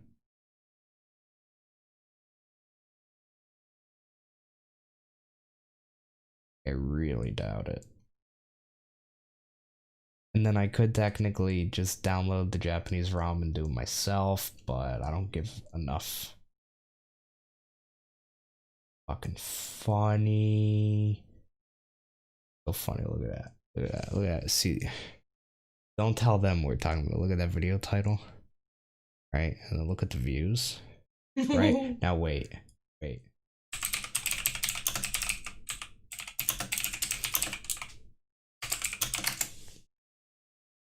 Oh. Oh. Oh. I think someone won. Oh, look at that. Dude, he stole everything about it. He stole all of it. The title, the fucking thing in the thumbnail, except mine was actually meant to be funny. And his was just normie garbage. This was like that cringe that you see on those, like, oh, It's I pure cheated on my cringe. boyfriend prank. Mine's funny, dude. We got fucking PogChamp Seto third with Nani eyes, and on the very side, in very small text, it's text here called 1-800-Crabman. Dude, we got the goods, and he is just a normie little word. He may have got 10 Oh, more I'm minutes so happy. over us, but fuck him. That's funny. That's so funny, dude. Even my little shitty one from 4 years ago still has like quadruple the views.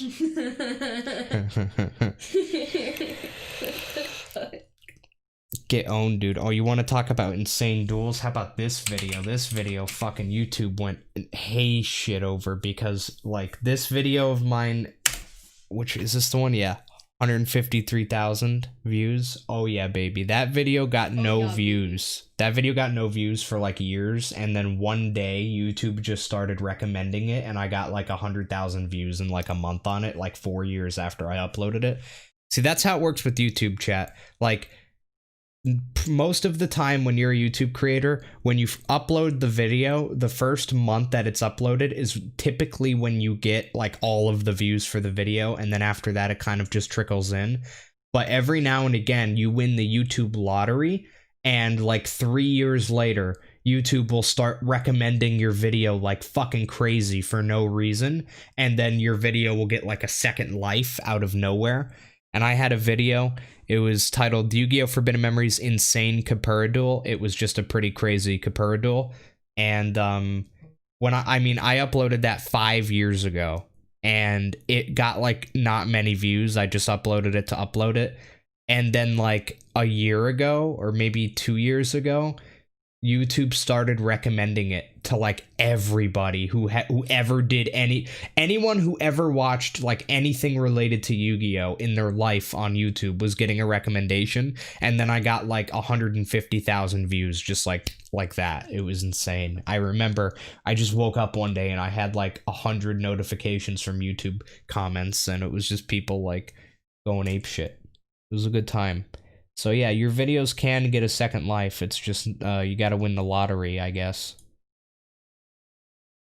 I kind of want to look at the analytics for this video because I bet it's funny. It's just going to be like a line at 0, and then it's just going to be like a random spike 4 years in, and then it's going to go back down. Yeah. Betcha that's what it's going to look like, motherfucker.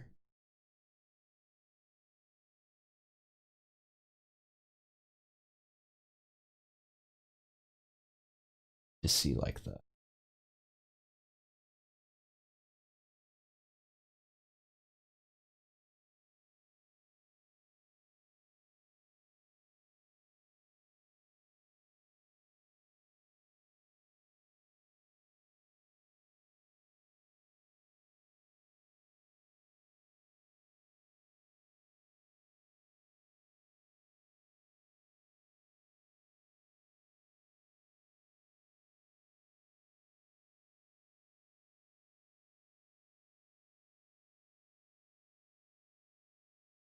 Yep, there it is.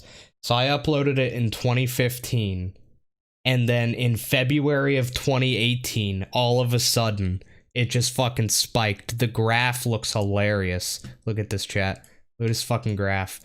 This is the analytics for this. So this is what it looks like when a video just randomly starts getting recommended to everybody. Just, you know, not many views, not many views, not many views. This is a monthly view, by the way, so it's like this month... Like, when I uploaded it, the first month, 37 views. The next month, 13 views. Then 4 views in October, 14 views in November 2015. And it kept getting that many views, like fucking 10 views per month. And then all of a sudden, fucking February 2018, 35,000 views. March of 2018, 27,000. April, 36,000. May, 20,000. Just went from like 100 views to 153,000 just out of nowhere. 8:15. Nice. Look at the viewer gender. 100% male, baby. That's what I'm talking about. The age. So that's actually interesting. So half of the people who watched that viewer were between the ages of 18 and 24, and the other half were 25 to 34. And That's then crazy. there were very few people, but there were some that were 35 to 44 years old. No, one of them might have been Michi. But I don't know how old Michi is. No, she said she's in her 30s. I don't think she's 35. I don't think so. Probably early 30s. Who fucking... It also depends on the year. So let's see. So yeah, it started. So the recommendation train first started in Indonesia. Indonesia was where the recommendation train really started hitting hard, but it kind of started hitting everywhere. And as you can see, Brazil really led the charge here. So the blue line is the Brazilian views it got. The orange line is the United States. Purple. So those are the top 5 countries that watched it. But look at Brazil going apeshit. More than double the views from the United States. Pretty insane, chat. All right, yeah. That was cool. Back to video editing. next. But yeah, so we had So thought that this was a good idea, so I'm not so sure I trust her word on this one. Anyways, back to the main question. Is it possible to get all of the cards in Forbidden Memories? Well, if you have the Japanese version of Forbidden Memories, then technically yes. See, the JP version of Forbidden Memories included Pocket Station support. Using the Pocket Station, you could obtain all 722 cards in Forbidden Memories. However, when the game was released in North America and Europe, the Pocket Station support was removed. Because of this, only 689 was removed. Because of this, only 689 out of the 722 cards were obtainable in all non-JP versions of the game. Oh, yes, it is. I mean, I knew it was. I don't even know why I asked. I knew it would be you doing something stupid.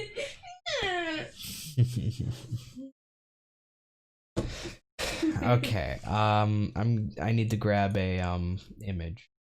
I think I can actually steal from myself this time, rather than steal from other random people.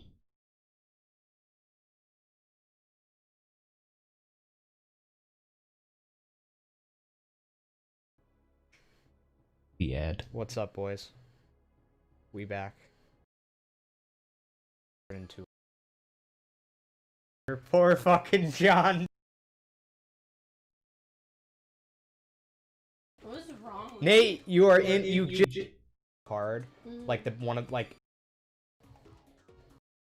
screen first. So there's actually 2 more technical requirements of this run. One, I need to scroll through this screen so that you can see that I've unlocked every duelist, which I've done. And the second thing is I need to show the library screen, Which is what I want. saying 689. Bam is right. Bam is right, GFC. Bam is right. Kind of stealing for myself, though.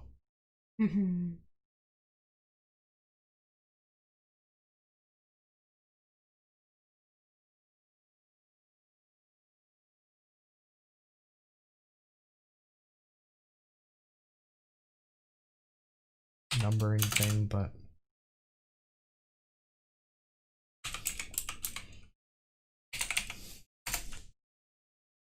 hello, Connor. What's poppin', my dude? Oh, your name is insane. My dude. Alright, let's keep it going. So, I already marked where I want the image, so it's as simple as 1-2 buckle my shoe, chat. That's how simple that is.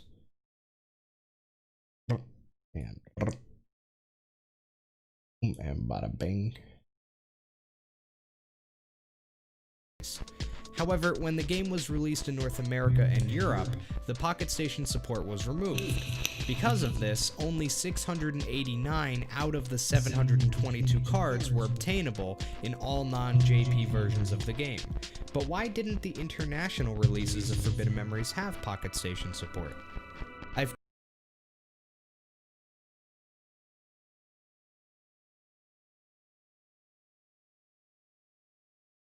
Or no, this is gonna be the... Oh yeah. Yeah. Oh, you know what? We'll do it right after the next.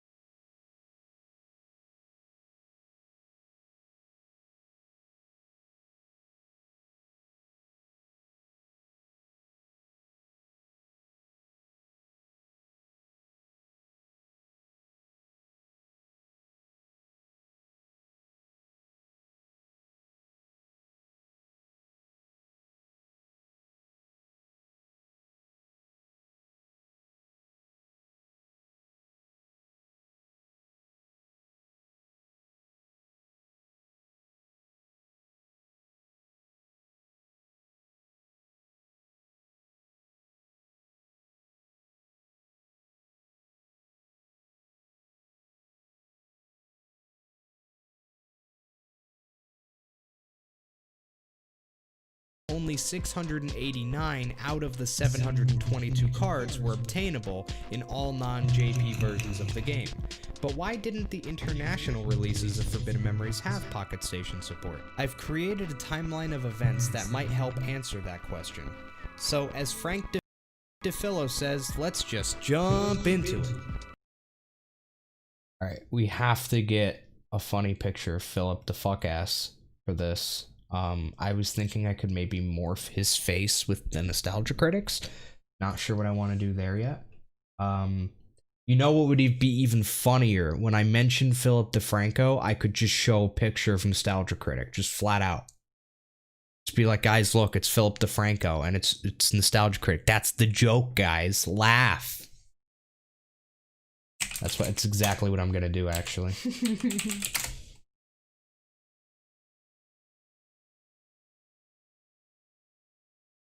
Perfect. That's Philip the fuck ass if I've ever seen him. That's Philip DeFranco's evil brother.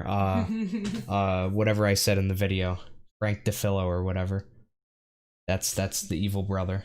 Yeah.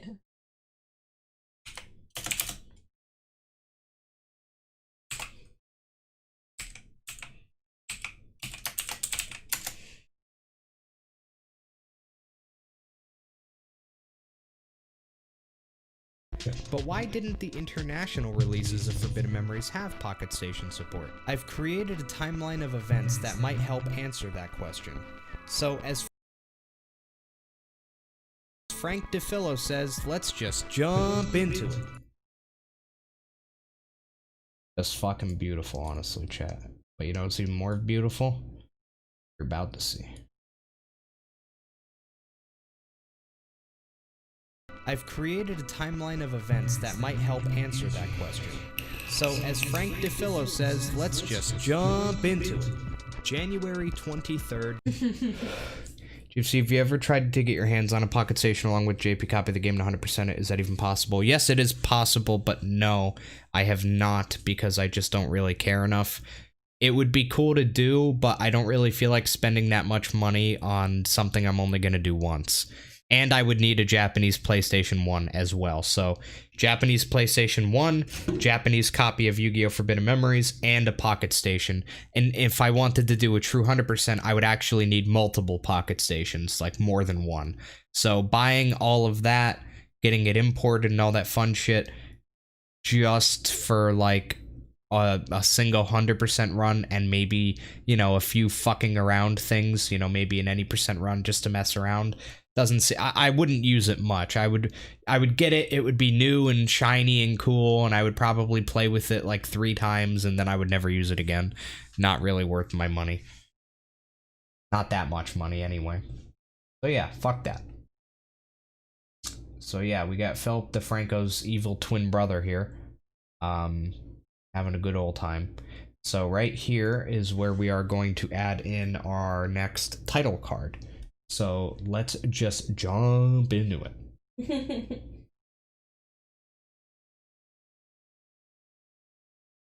So what we need to do next. How long was this title card? Because I want to pretty much just have that same amount of time. This title card begins at... Write this down. Yeah, no problem, Peter. Papa is gonna start this here. So it goes from 10506.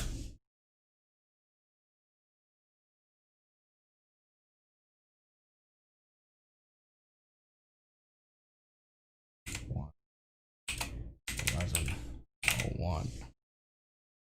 So about 6 seconds. Okay. 6 seconds long. So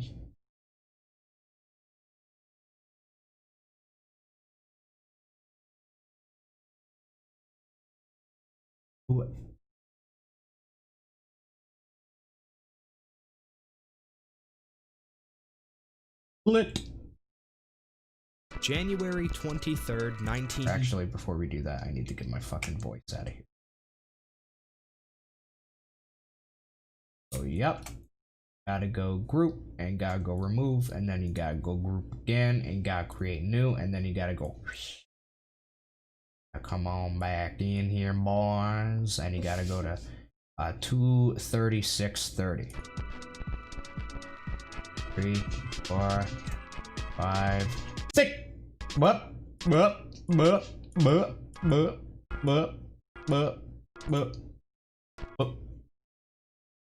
Wait, I went to 237. I don't know how to count.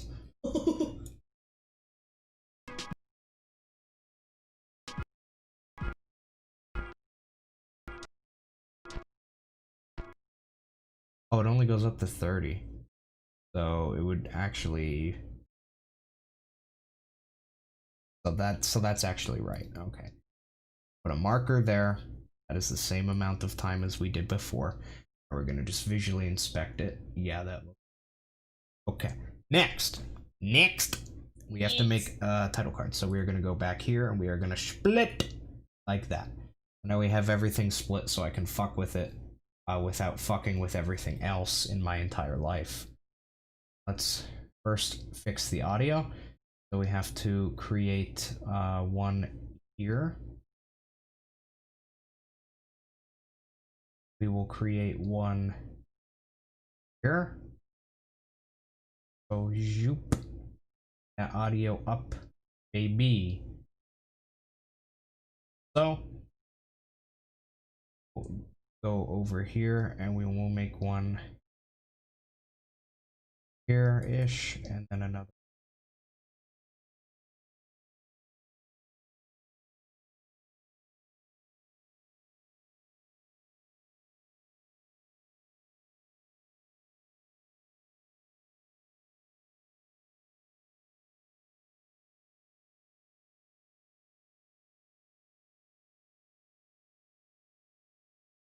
Now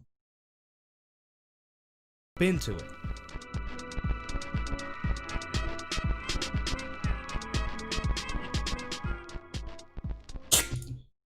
tasty. And now we need to do the old blur, the old triple blur. Hit him with the old 1, 2, 3 triple blur. So we're now that we know it's triple blur, we're gonna do bop bop bop. And then we're gonna go wobbling, wobblam, wobbler. Get it? There you go. It's blurry, baby.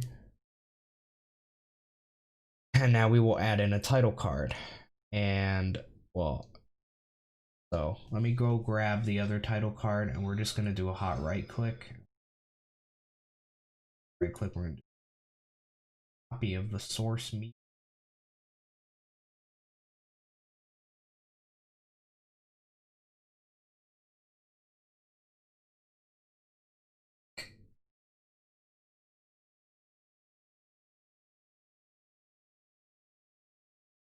Offset, baby.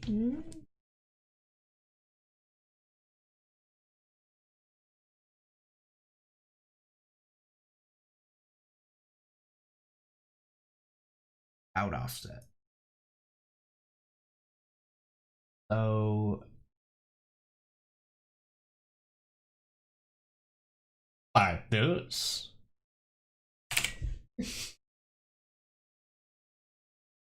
Timeline. That should be title card done. As you can see, the second title card is a lot faster than the first one is, because I was able to kind of just piggyback off of the first one. I'll move my voice back so I come back in and we should have title card. Pieces of Forbidden Memories have Pocket Station support. I've created a timeline of events that might help answer that question.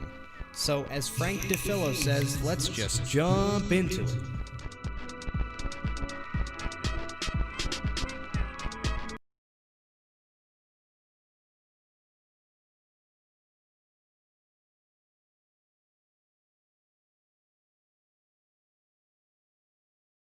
Okay, now it should be fixed. Might help answer that question. So, as Frank DeFillo says, let's just jump into it.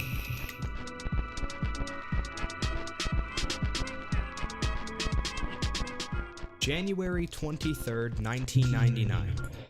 We have a video chat. Oh my god.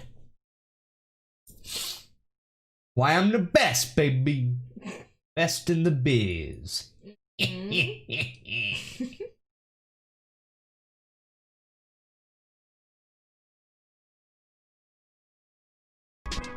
January 23rd, 1999. Oh, my voice just comes in at the perfect moment. Not a hair too early or late. Just fucking perfect after a title card. Listen to that again.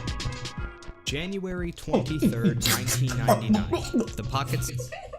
Sorry, I got too excited there. What the fuck? Hello, David. Welcome. Welcome, my brother. Welcome to GFC sucking cock.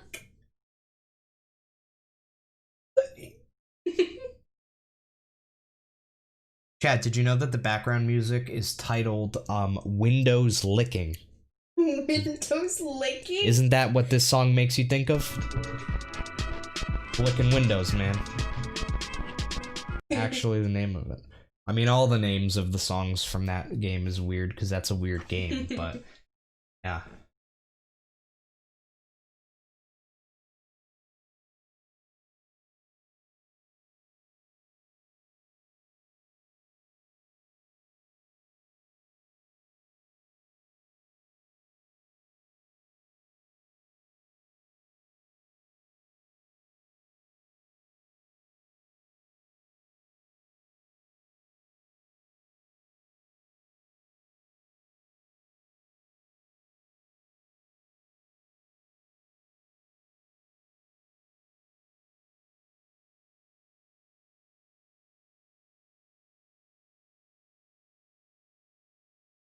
January 23rd, 1999. Would you look The at poc- that? It's the same exact. Convenient. January 23rd, 1999.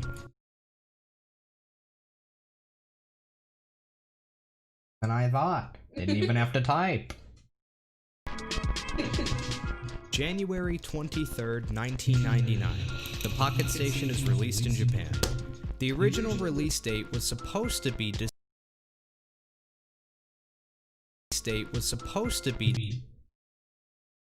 December 23rd, 1998.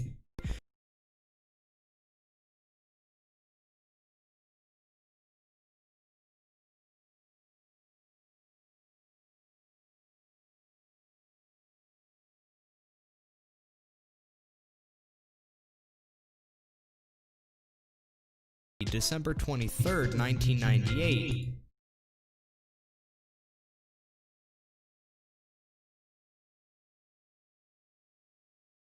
December 23rd,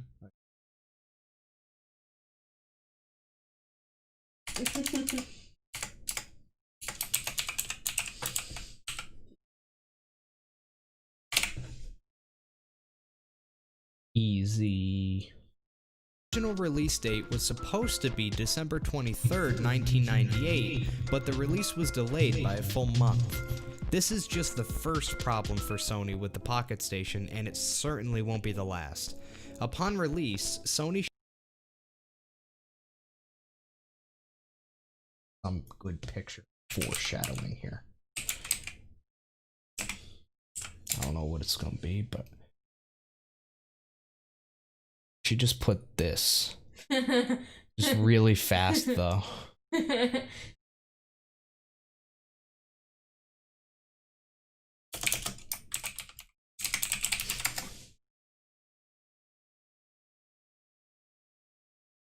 1998, but the release was delayed by a full month. This is just the Or wait. Oh yeah. first problem for Sony with the Pocket Station, and it certainly won't be the last.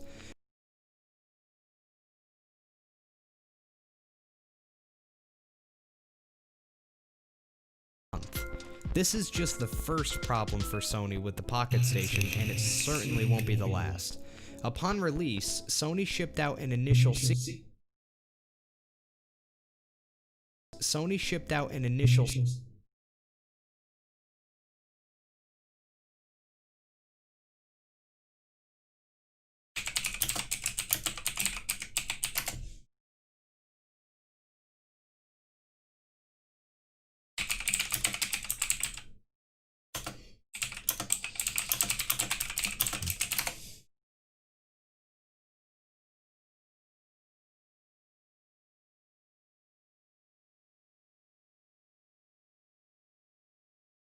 Shit-eating grin.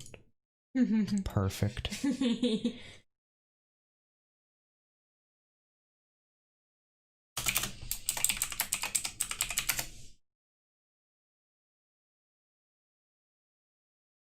for Sony with the Pocket Station, and it certainly won't be the last. Upon release, Sony shipped out an initial 60,000 units of the device.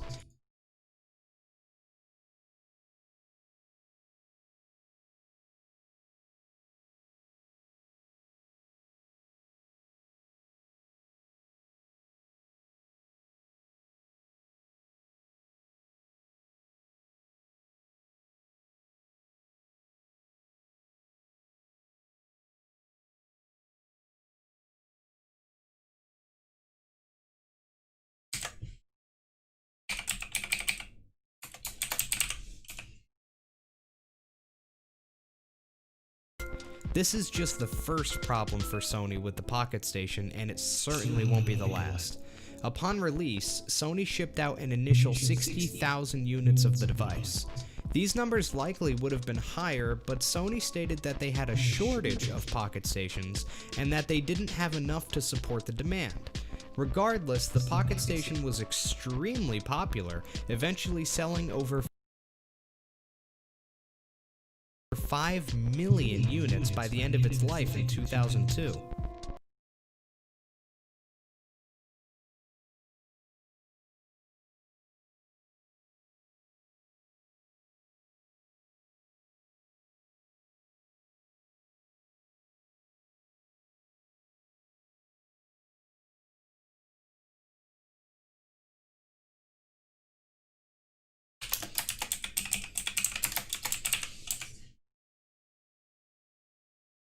Stations, and that they didn't have enough to support the demand.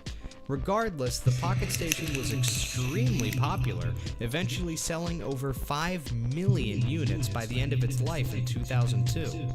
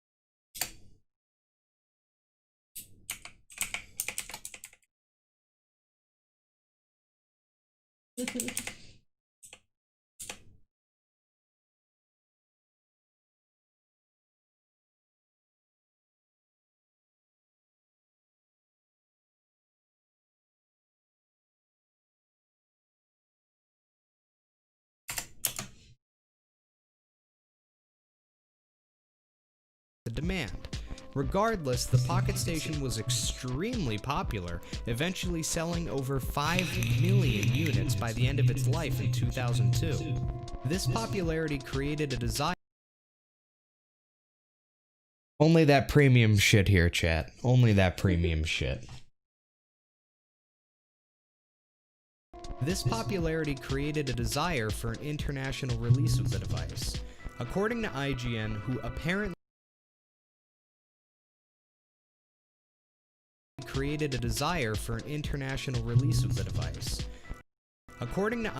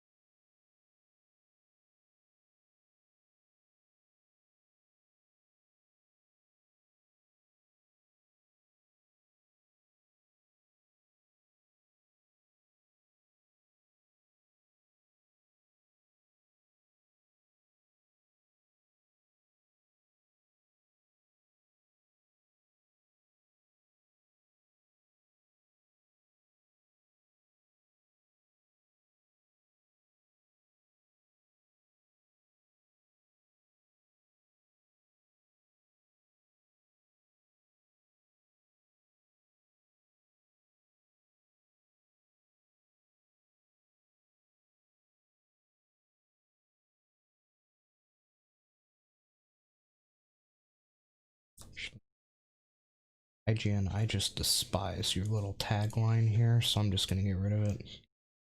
I would just really, because it makes me have to take a bigger screenshot and just to fuck off. Just leave. Much better.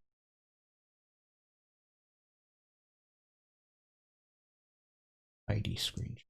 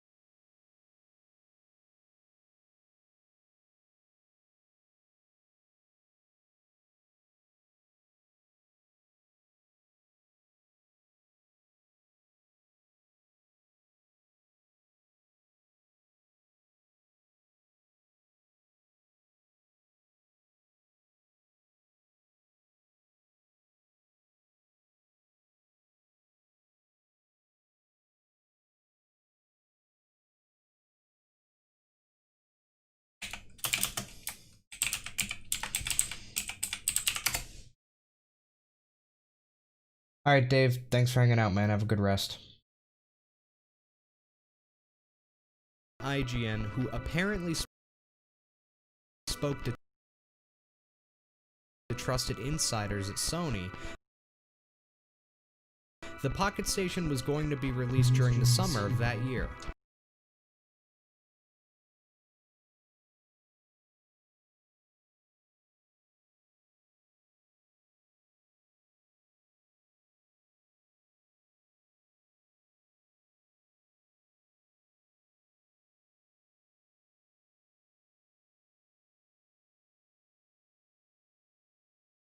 For an international release of the device.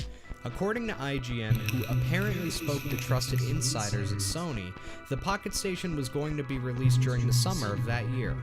However, on May 13th, 1999, Sony of America stated that Sony of Japan was having difficulty supplying enough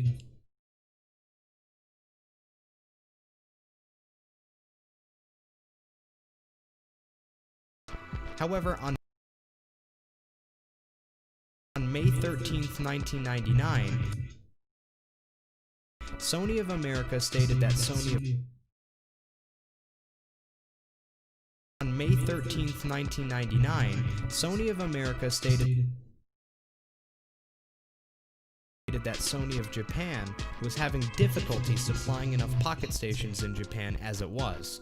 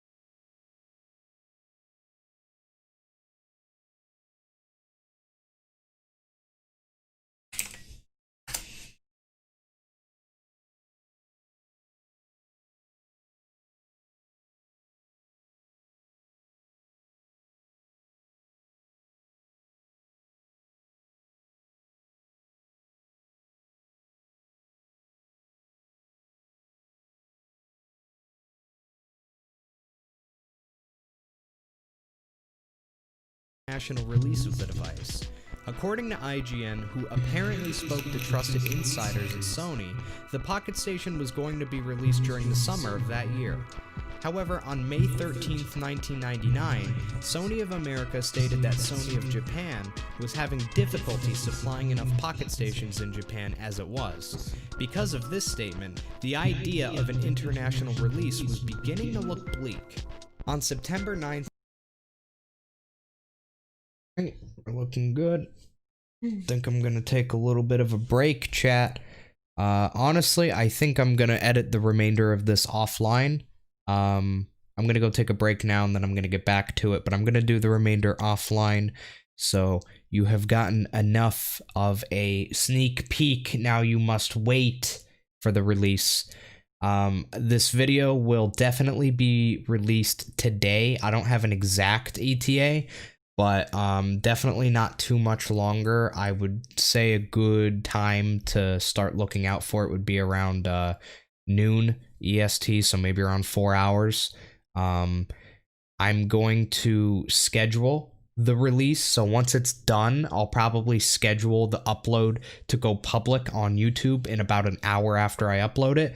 And I'm also, for the first time ever, going to use the Premiere feature on YouTube, which pretty much means that you can all sit inside of a chat room on the video while a countdown goes, plays as the video is being released, and then while the video is happening, you can all talk amongst yourselves in the chat and have a grand old time. And yeah, it'll be like a little movie premiere. I'll be in the chat. We can all stroke each other's cocks, so that'll be fun. But until then, chat, I'm going to edit the rest of this offline. So thank you guys so much for watching, and I will see you guys in a few hours with the finished product of this video. And I really hope that you guys like it. I put a lot of work into this, a lot of research, and I think it's going to be really good.